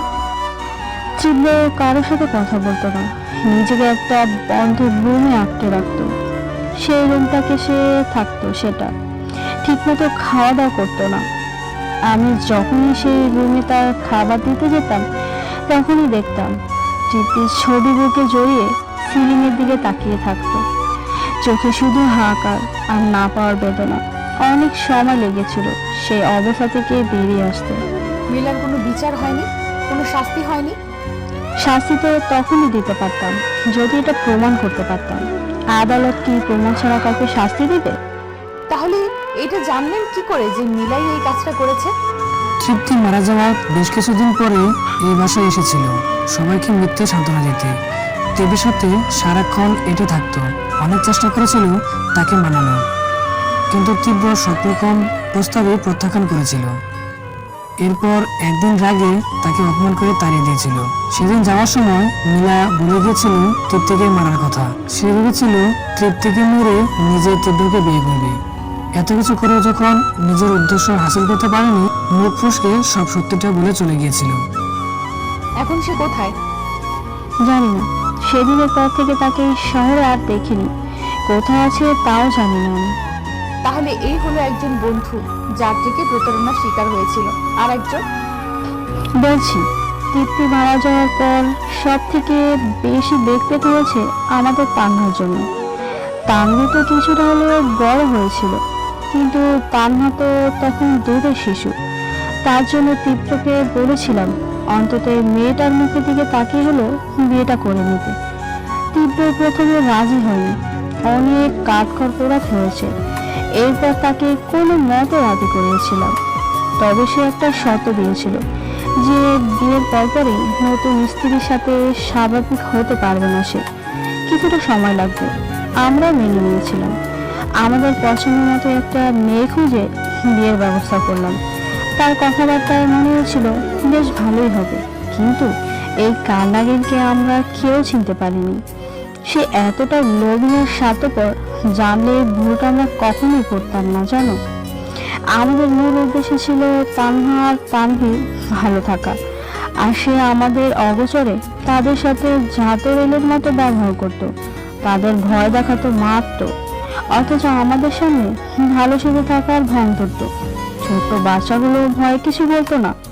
এরপর একদিন সে বাসা থেকে বের হয়ে আর ফিরে আসেনি। কেন, কোথায় গিয়েছে সে? পালিয়ে গিয়েছে। তার সাথে জানো, তীব্রের বন্ধুর সাথে। তৃপ্তি আর তীব্রের সাথে সে পড়তো। বাইরে থেকে দেখাতো যে তীব্রের জন্য নিজের প্রাণও দিতে প্রস্তুত সে, কিন্তু ভিতর থেকে সে আসলে তীব্রকে নিজের চূড়ান্ত প্রতিদ্বন্দ্বী ভাবত। তীব্র মেধা, রূপ সবকিছু দিয়ে সে নিজের সাথে তাকে বিচার করত। আর এটাই ভাবতো তার থেকে কি করে উপরে থাকা যায়। এটা তীব্র না বুঝতো আর না জানতো। সে নিজে একজন বিজনেসম্যান। তৃপ্তি মারা যাওয়ার পর থেকে তো শুনলে তীব্র অনেকটাই ভেঙে পড়েছিল। বেশ কয়েকদিন সে কাজ করতে পারেনি। তখন তার তথাকথিত বন্ধু তার থেকে বিজনেসে উন্নতি করে ফেলে এবং এই শহরের টপ 10 বিজনেসম্যানদের মধ্যে একজন হয়ে যায়। জানি না কিভাবে, কিন্তু সেই সুনামের কথা বলে তীব্র থেকে বেশি টাকা আছে এই লোভ দেখিয়ে সেই কালনাগিনটাকে ফুসলিয়ে নিয়ে যায়। একদিক থেকে ভালোই হয়েছে চলে গিয়েছে। সে চলে যাওয়ার পর যখন তীব্র জানতে পারলো যে বাচ্চাদের উপর এভাবে নির্যাতন করত, তখন তীব্র বলেছিল, তীব্র চোখে আমি সেদিনও এক ফোঁটা কষ্ট দেখিনি, জানো, একটুও দুঃখ পেতে দেখিনি। আর এরপর তো এখন থেকে এভাবেই চলছে। কথাটা শেষ করে একটু দীর্ঘশ্বাস ফেললেন আসিয়া বেগম। আবারও বলতে শুরু করলেন, কালকে পার্টিতে তুমি যথেষ্ট সাবধানে থাকবে, বুঝেছো? তীব্র যেখানে থাকবে তুমিও ঠিক সেইখানে থাকবে, একা থেকো না, কারণ কালকের পার্টিতে। আসিয়া বেগম কথা শেষ করতে পারলেন না। এর আগেই দরজা খোলার আওয়াজ পেলেন। রাতের বেলা এমনিতেও কম আওয়াজে বেশি আওয়াজ শোনা যায়। আওয়াজ শুনে তুই বলল, আম্মা, আমার মনে হয় কেউ আসছে, আমি যাই। সম্ভবত তীব্র। আচ্ছা, যাও তুমি। তরি দ্রুত চলে গেল। কিছুক্ষণের মধ্যেই নিচে নেমে এলো তীব্র। আসিয়া বেগমকে দেখে ভ্রু কুঁচকে জিজ্ঞেস করলো, আম্মু তুমি এত রাতে এখানে? হ্যাঁ, তুই এখানে? পানি নিতে এসেছিলাম, পানি শেষ জগে, তাই। তুমি কেন এখানে? আমি এসেছি পানি খেতে। এক পলক তাকিয়ে থেকে আচ্ছা বলে চলে যায় তীব্র। আর আসিয়া বেগম ভাবতে লাগলেন, তোরিকে পুরোটা কথা বলা হলো না, আফসোস। আজকে সন্ধ্যায় পার্টিতে গেলে আসতে হয়তো রাত হয়ে যাবে। যেহেতু ডিনার সেখানেই নাকি করা হবে বলে তরি শুনেছে, তাই রাতের খাবার টুকটাক আয়োজন করে ফেলেছে সে। তোরি, এখন কি করছো তুমি কিচেনে? একটু পরে তোমাদের বের হতে হবে, আর তুমি এখনো রেডি হওনি? আম্মা, হয়ে এসেছে তো, আর একটু হাতের কাজটা শেষ করেই যাই। আচ্ছা। আসিয়া বেগম তরিকে কথা বলে নিজের রুমে যাচ্ছিলেন কিছু নিয়ে আসতে, যা তিনি তরিকে দিবেন বলেছিলেন। তবে তার রুমে যাওয়ার আগে পথ আটকালেন জাহানারা বেগম। কিছুটা আড়ালে নিয়ে তাকে জিজ্ঞেস করলেন, আমি তোমাকে কি বলেছিলাম, তুমি তা ভুলে গেছো? তোরিকে এখনই এতটা ভালো ভাবতে আমি মানা করেছিলাম। বলেছিলাম না এত সহজে আর কাউকে বিশ্বাস না করতে? কিন্তু তোমার হাবে ভাবে দেখে তো মনে হচ্ছে খুবই মিশে গিয়েছো তার সাথে। কিছু ব্যাপার একটু চোখ কান খোলা রেখে লক্ষ্য করলেই বোঝা যায় না, যেটা হয়তো আপনি ইদানিং করছেন না। পরিষ্কার করে বলি, তোর এই বাড়িতে বউ এসেছে কয়দিন? এখনো 1 সপ্তাহ হয়নি। আপনি কি খেয়াল করেছেন যে এই কয়দিনের ব্যবধানে কতটা পরিবর্তন এসেছে তানভীর আর তান্নার মধ্যে? যে ছেলে মেয়ে দুটো আগে মুখ গোমড়া করে থাকতো, সবসময় একটা ভয় কাজ করছে তাদের মনে, বিশেষ করে যদি তাদের জন্য মান হবে সেই কথা বললে। সেই ছেলে মেয়ে দুটো এখন কতটা হাসি মুখে থাকে সেটা খেয়াল করেছেন আপনি? বাচ্চারা তো প্যাচ বোঝে না, তারা শুধু একটু ভালোবাসা চায়। যে ভয় সেই কান্নাদিটা ঢুকিয়ে দিয়েছিল তাদের মনের ভিতর, সেই ভয়টাকে ভালোবাসার স্নেহ দিয়ে মুছে ফেলেছে তরি। সে যদি প্রকৃতপক্ষে তাদের সাথে ভালো আচরণ না করতো, তাহলে কেন এখন বাচ্চারা রাতে ঘুমাতে যাওয়ার সময় তরিকে সাথে নিয়ে যাওয়ার জন্য টানাটানি করে, তার হাতে খাবার খাওয়ার জন্য মুখিয়ে থাকে, তার পেছনে পেছনে ঘুরতে থাকে? বাচ্চারা আগে নিচে এসে সবার সাথে খেয়ে যে পর্যন্ত চাইতো না, কিন্তু এখন তরির 2 হাত ধরে দুজন 2 দিকে খুশি মুখে খেতে চলে আসে। এখনো কেন হয় না সেটা ভেবে দেখেছেন আপনি? এটা বলুন, তরিকে কি কখনো দেখেছেন নিজেকে ভালো প্রমাণ করার জন্য অতিরঞ্জিত করে কিছু বলতে? সেটা আগে সে কান্নাগিনটা করতো, আমাদের চোখে ধুলো দিত। সবগুলো কথা একটু ভেবে দেখেন আম্মা, এমনটা আবার যেন না হয় যে আমরা সঠিক মানুষকে সঠিক মূল্যায়ন না দিতে পারি। চলি, তরি প্রথমবারের মতো কোথাও যাচ্ছে, সে বাড়ির বউ, এর পরিচয় দিয়ে যাচ্ছে, তাকে তো এভাবে যেতে দিতে পারি না। আসিয়া বেগম চলে গেল। গভীর চিন্তায় মগ্ন হয়ে যান জাহানারা বেগম। প্রতিটি কথাটাকে খুঁটিয়ে খুঁটিয়ে বিচার করার চেষ্টা করছে তিনি। তরি বুঝতে পারছে না আজকে এত বড় পার্টিতে কিভাবে গেলে ভালো লাগবে তাকে। তার কাছে শাড়ি আছে মোটামুটি ভালোই, কিন্তু এগুলো থেকে কোনটা পার্টিতে পরে যাবে সেটা বুঝতে পারছে না। এর মধ্যে দরজায় নক করার শব্দ এলো। তরি, দরজা খুলো। তরি দরজা খুলে দেখলো আসিয়া বেগম হাতে করে একটা ব্যাগ এনেছে। তরি দরজা খোলার সাথে সাথে তিনি রুমে ঢুকে দরজা লাগিয়ে দিলেন। আম্মা কিছু বলবেন? এখানে আমি যে শাড়ি আর জুয়েলারি এনেছি সেগুলো পরে যাবে আজকে।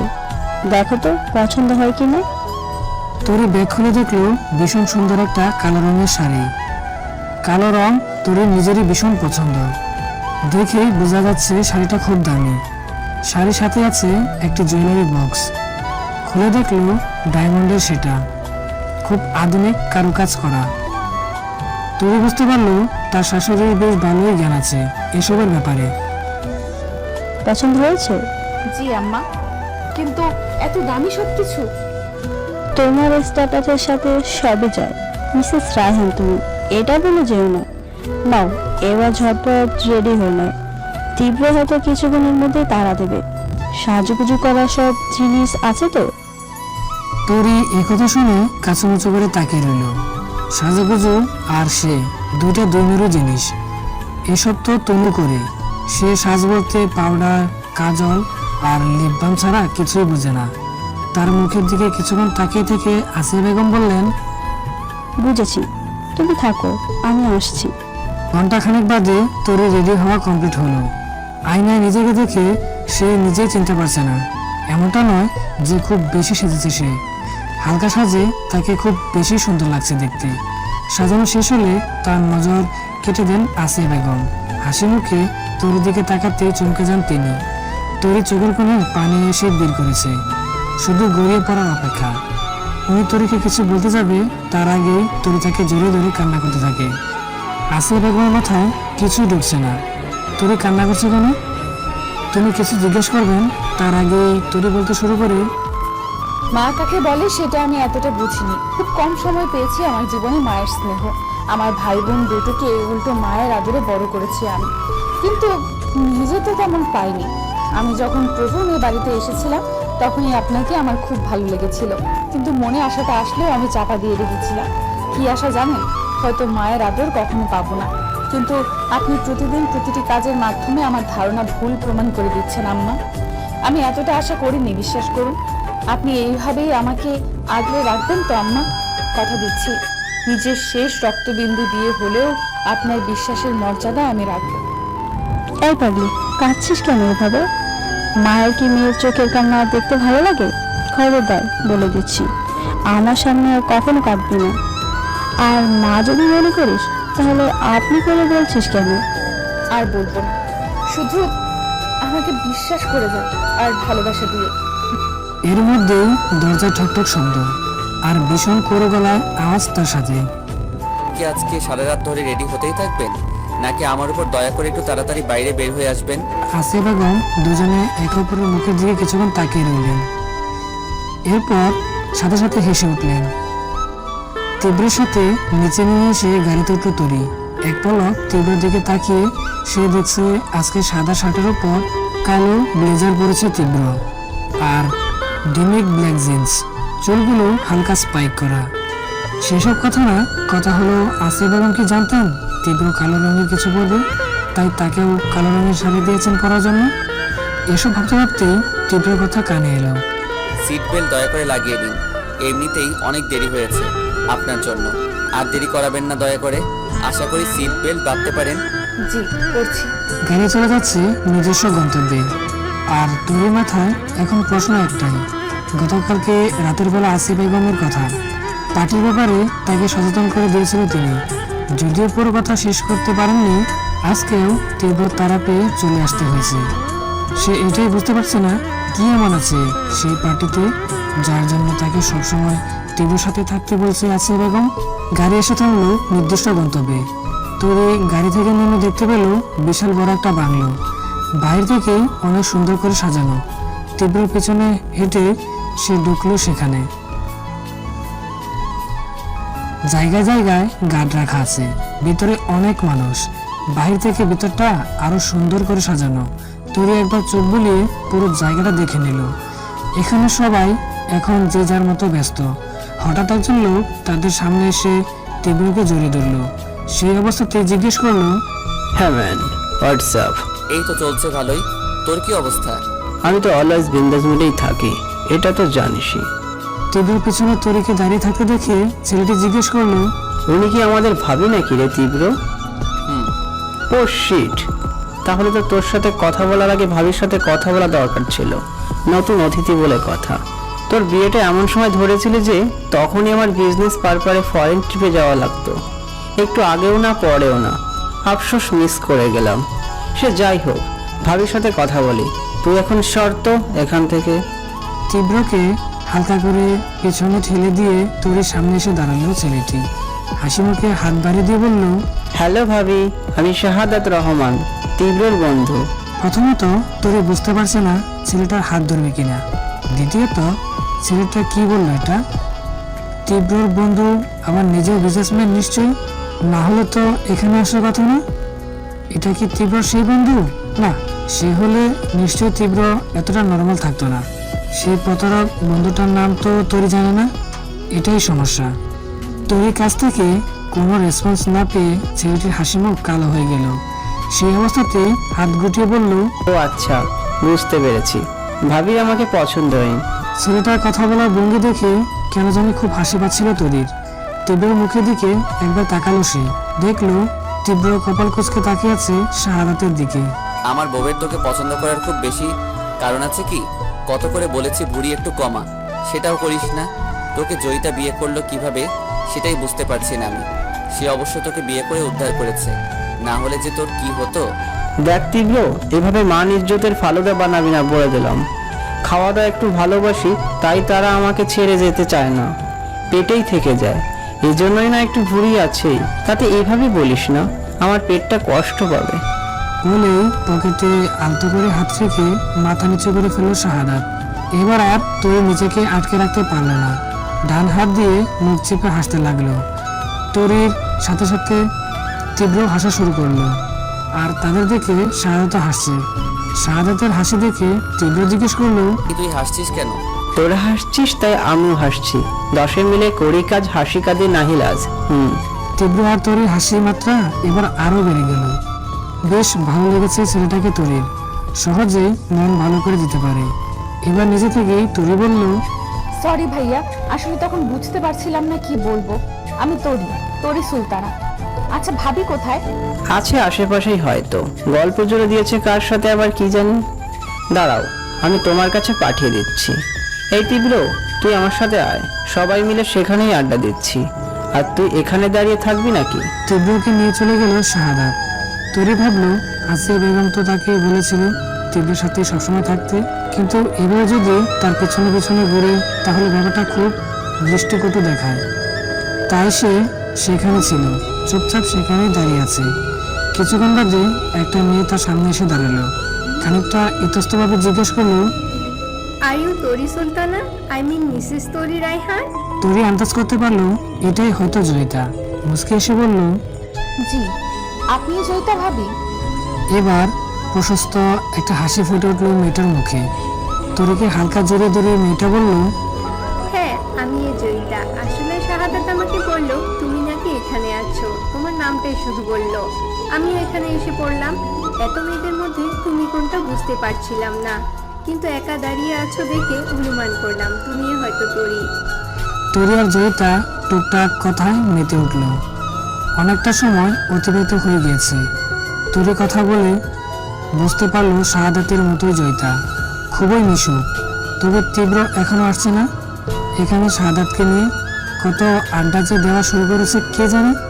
এর মধ্যে জয়িতা বলল, তরি, আমার মনে হয় একটু সামনে এগিয়ে দেখা উচিত, ওখানে কি হচ্ছে।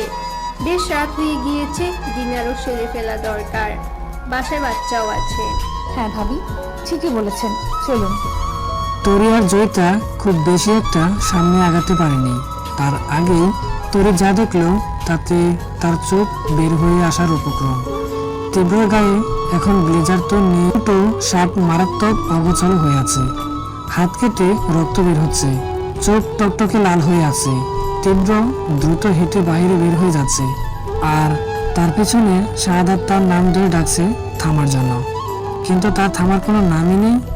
তুরি বেশ অস্থির হয়ে আছে। জয়িতা ভাবি, এটা কি হলো? কি হয়েছে ভিতরে? ওনাকে এমন দেখাচ্ছে কেন? জয়িতা কিছু বলতে নেবে, কিন্তু তার আগে দৌড়ে চলে গেল তীব্রের পিছনে, আর তরির পিছনে পিছনে চলছে জয়িতা। তরি দৌড়ে যাওয়ার পরেও তীব্রকে কিছুই বলতে পারেনি, কেননা তার আগেই গাড়ি নিয়ে চলে গিয়েছে তীব্র। শাহাদাতও তাকে ধরতে পারেনি। এবার দ্রুত পা চালিয়ে তরি শাহাদাতের কাছে গেল। ভাইয়া, কি হয়েছে ওনার? ভাবি, ভিতরে অনেক গন্ডগোল হয়েছে, তুমি বুঝবে না। আমার আগেই বোঝা উচিত ছিল যে কিছু জানোয়ার আছে, তাদের ব্যবহার কোনোদিনই বদলায় না। তীব্রকে অপমান করার একটা স্কোপও ছাড়ে না তারা। তাকে কিভাবে কষ্ট দেওয়া যায় সেই সুযোগই খোঁজে।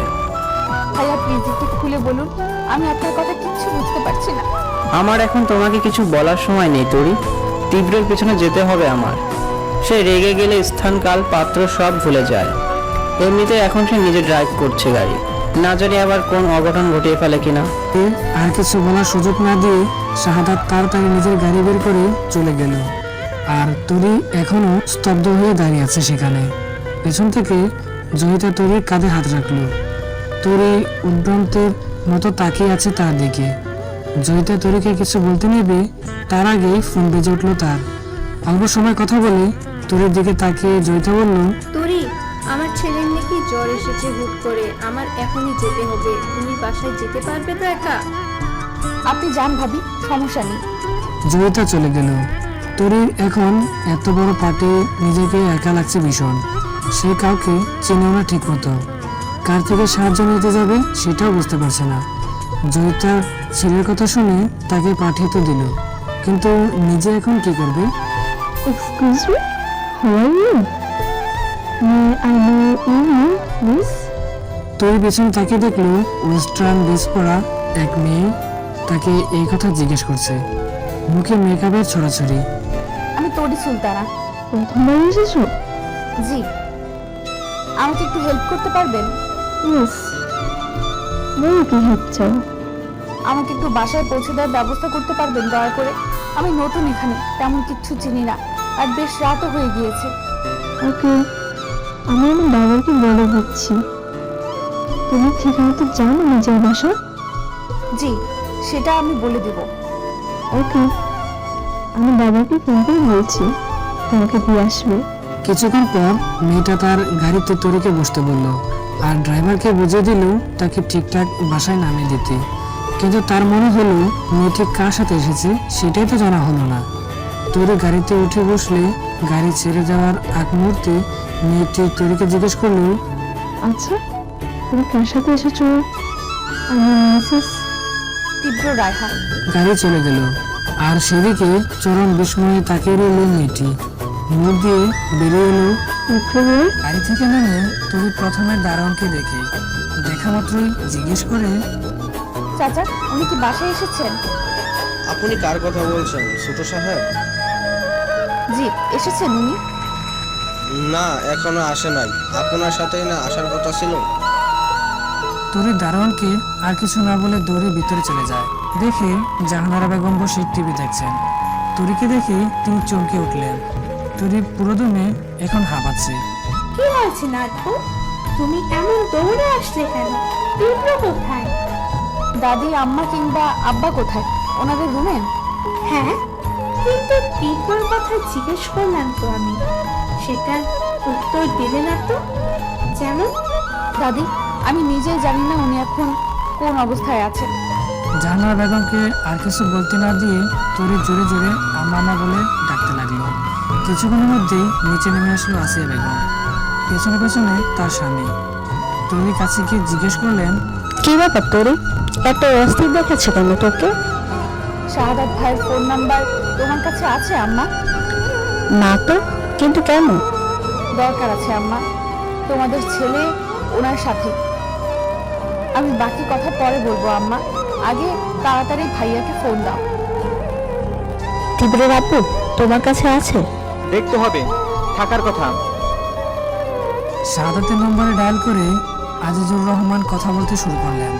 আর আসিয়া বেগম এবং জাহানারা বেগম মিলে তরিকে একের পর এক প্রশ্ন করতে লাগলেন। পার্টিতে যা যা ঘটেছে সব খুলে বলে তরি তাদের। এর মধ্যে ফোনে কথা বলা শেষ হয় আজিজুর রহমানের। আব্বা কি বলেছে ভাইয়া? সে তীব্রর সাথে আছে এখন। হাত নাকি কেটে গেছে বলল, এখন ড্রেসিং করে একেবারে বাসায় নিয়ে আসবে। কিন্তু হাত কাটলো কি করে? আমি তোমাকে পরে বলছি সবটা তীব্র বাবু, তবে ছেলেটার পেছনে লাগার মানুষের অভাব নেই, এটাই শুনে রাখো আপাতত। তোরি কিছু খেয়ে এসেছিস? না আম্মা, কি থেকে কি যে হয়ে গেল কিছুই বুঝলাম না। খাবার খাবো আর কি। গিয়ে ফ্রেশ হয়নি, তীব্রকে নিয়ে আশা করি কিছুক্ষণের মধ্যে চলে আসবে শাহাদাত। তরি নিজে ফ্রেশ হয়ে তানহা তানবীর এই রুমে গিয়ে তাদের খাইয়ে একবারে ঘুম পাড়িয়ে এসেছে। তবে নিজে এখনো মুখে দেয়নি কিছু, কারণ সেখান থেকে আসার পর তীব্র সোজা যে তার রুমে গিয়ে ঢুকেছে আর বের হয়নি। তরি খাবার নিয়ে দাঁড়িয়ে আছে এখন তীব্র রুমের সামনে, কিন্তু নক করার সাহস পাচ্ছে না। অনেকটা সময় ধরে দাঁড়িয়ে আছে, আর পারছে না। এবার সাহস করে দরজায় নক করেই ফেলল। তবে অপর পাশ থেকে কোনো আওয়াজ পায়নি। আবারও নক করলো, এবারও কোনো সারা শব্দ নেই। এবার ক্রমাগত নক করতেই লাগলো। হুট করে দরজা খুলে হাত ধরে টান দিয়ে তরিকে ভিতরে নিয়ে গিয়ে আবারও দরজা লাগিয়ে দিল তীব্র। ঘটনাটা ঠিক এভাবে ঘটবে সেটা ভাবতে পারেনি তরি। দিক সেদিক তাকাচ্ছে এখন সে। তীব্রের দিকে তাকানোর সাহস নেই তার। একটা মানুষ যখন দরজা নক করার পরেও খুলছে না, তার মানে এটাই যে হয় সে এখন ব্যস্ত, না হয় ঘুমে, না হয় খোলার ইচ্ছে নেই। ম্যানার জানেন না আপনি? বিরক্ত করতে এসেছেন কেন আমায়? বিরক্ত করতে কোথায় আসলাম? আমি তো খাবার দিতে আসলাম। আমি বলেছি খাবার নিয়ে আসতে, না, তাহলে বাড়াবাড়ি করছেন কেন? বাড়াবাড়ি আমি না, আপনি করছেন। তবে আমার সাথে নয়, খাবারের সাথে। আপনার কি মনে হচ্ছে না যে কিছু অপ্রয়োজনীয় মানুষকে আপনি খুব বেশি গুরুত্ব দিচ্ছেন? মানে? আমি এটাই যে খাবার আপনার কাছে বেশি গুরুত্বপূর্ণ নাকি কিছু মানুষ নামক আগাছা? কিসের সাথে কি মিলাচ্ছেন আপনি? তীব্র বিছানায় গিয়ে বসে হাতে আনা প্লেটে খাবারটা তরির পাশে রেখে নিজেও তীব্রর পাশে বসে। আমি আপনাকে বোঝানোর চেষ্টা করছি, খাবার না খেয়ে আপনি বাঁচতে পারবেন কয়দিন? 1 দিন, 2 দিন, 3 দিন, 10 দিন, যতই হোক না কেন, এক সময় না এক সময় তো মারা যাবেন, তাই না? কিন্তু কিছু হিংসুক, পরশ্রী কাতর, কুটিল মনের মানুষদের সাথে কথা না বলে কিংবা তাদের কথায় কর্ণপাত না করে কিন্তু আপনি বাঁচতে পারবেন। বলবো যে দিব্যি ভালোই বাঁচতে পারবেন। সেই মানুষগুলো আপনাকে অশান্তি ছাড়া আর কিছু দিয়েছে কি? তাইনি তো। কিন্তু খাবার খেলে আপনি শান্তি পাবেন। পেট শান্তি তো সব শান্তি।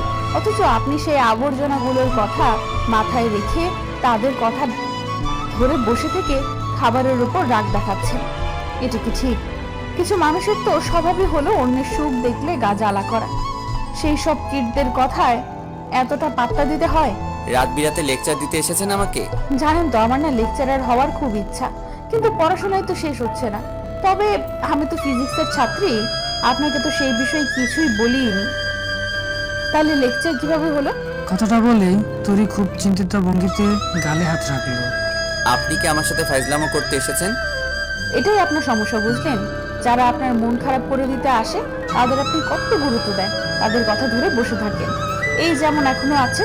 আর আমি বেচারি আপনার মনটা একটু ভালো করার জন্য আসলাম, আপনি উল্টো আমাকেই কথা শোনাচ্ছেন যে আমি আপনার সাথে ফাজলামো করতে আসছি নাকি? That's not fair. তো আপনি চান কি এখন? তরি তাড়াতাড়ি প্লেট হাতে নিয়ে বলল, এটা আপনার এবং আমার দুজনের পেটেই ঢুকুক, সেটাই আমার এই মুহূর্তে এক এবং একমাত্র চাওয়া। ভীষণ ক্ষুধা লেগেছে, প্লিজ। আপনারও পেয়েছে, আমিও নিশ্চিত। তবে আপনি রাগ আপনার ক্ষুধা ভক্ষণ করে ফেলেছে। একটু মাথা ঠান্ডা করুন, একটু রাগটা কমিয়ে দেখুন, দেখবেন আপনার পেটেও ইঁদুর দৌড়াচ্ছে, যেটা আমারও হচ্ছে। আপনি কি জানেন পার্টিতে কি হয়েছে? শাহাদাত ভাই যাওয়ার সময় বলে গিয়েছে একটু। বেচারার ছেলের শরীরটাও খারাপ। জয়িতা ভাবে তো ফোন পেয়ে চলে গেল, খুব জ্বর এসেছে নাকি। জয়িতা চলে গিয়েছে? তাহলে আপনি বাসায় আসলেন কি করে? সেসব পরে বলছি তো, আগে খাওয়া শুরু করি। ঠিক আছে।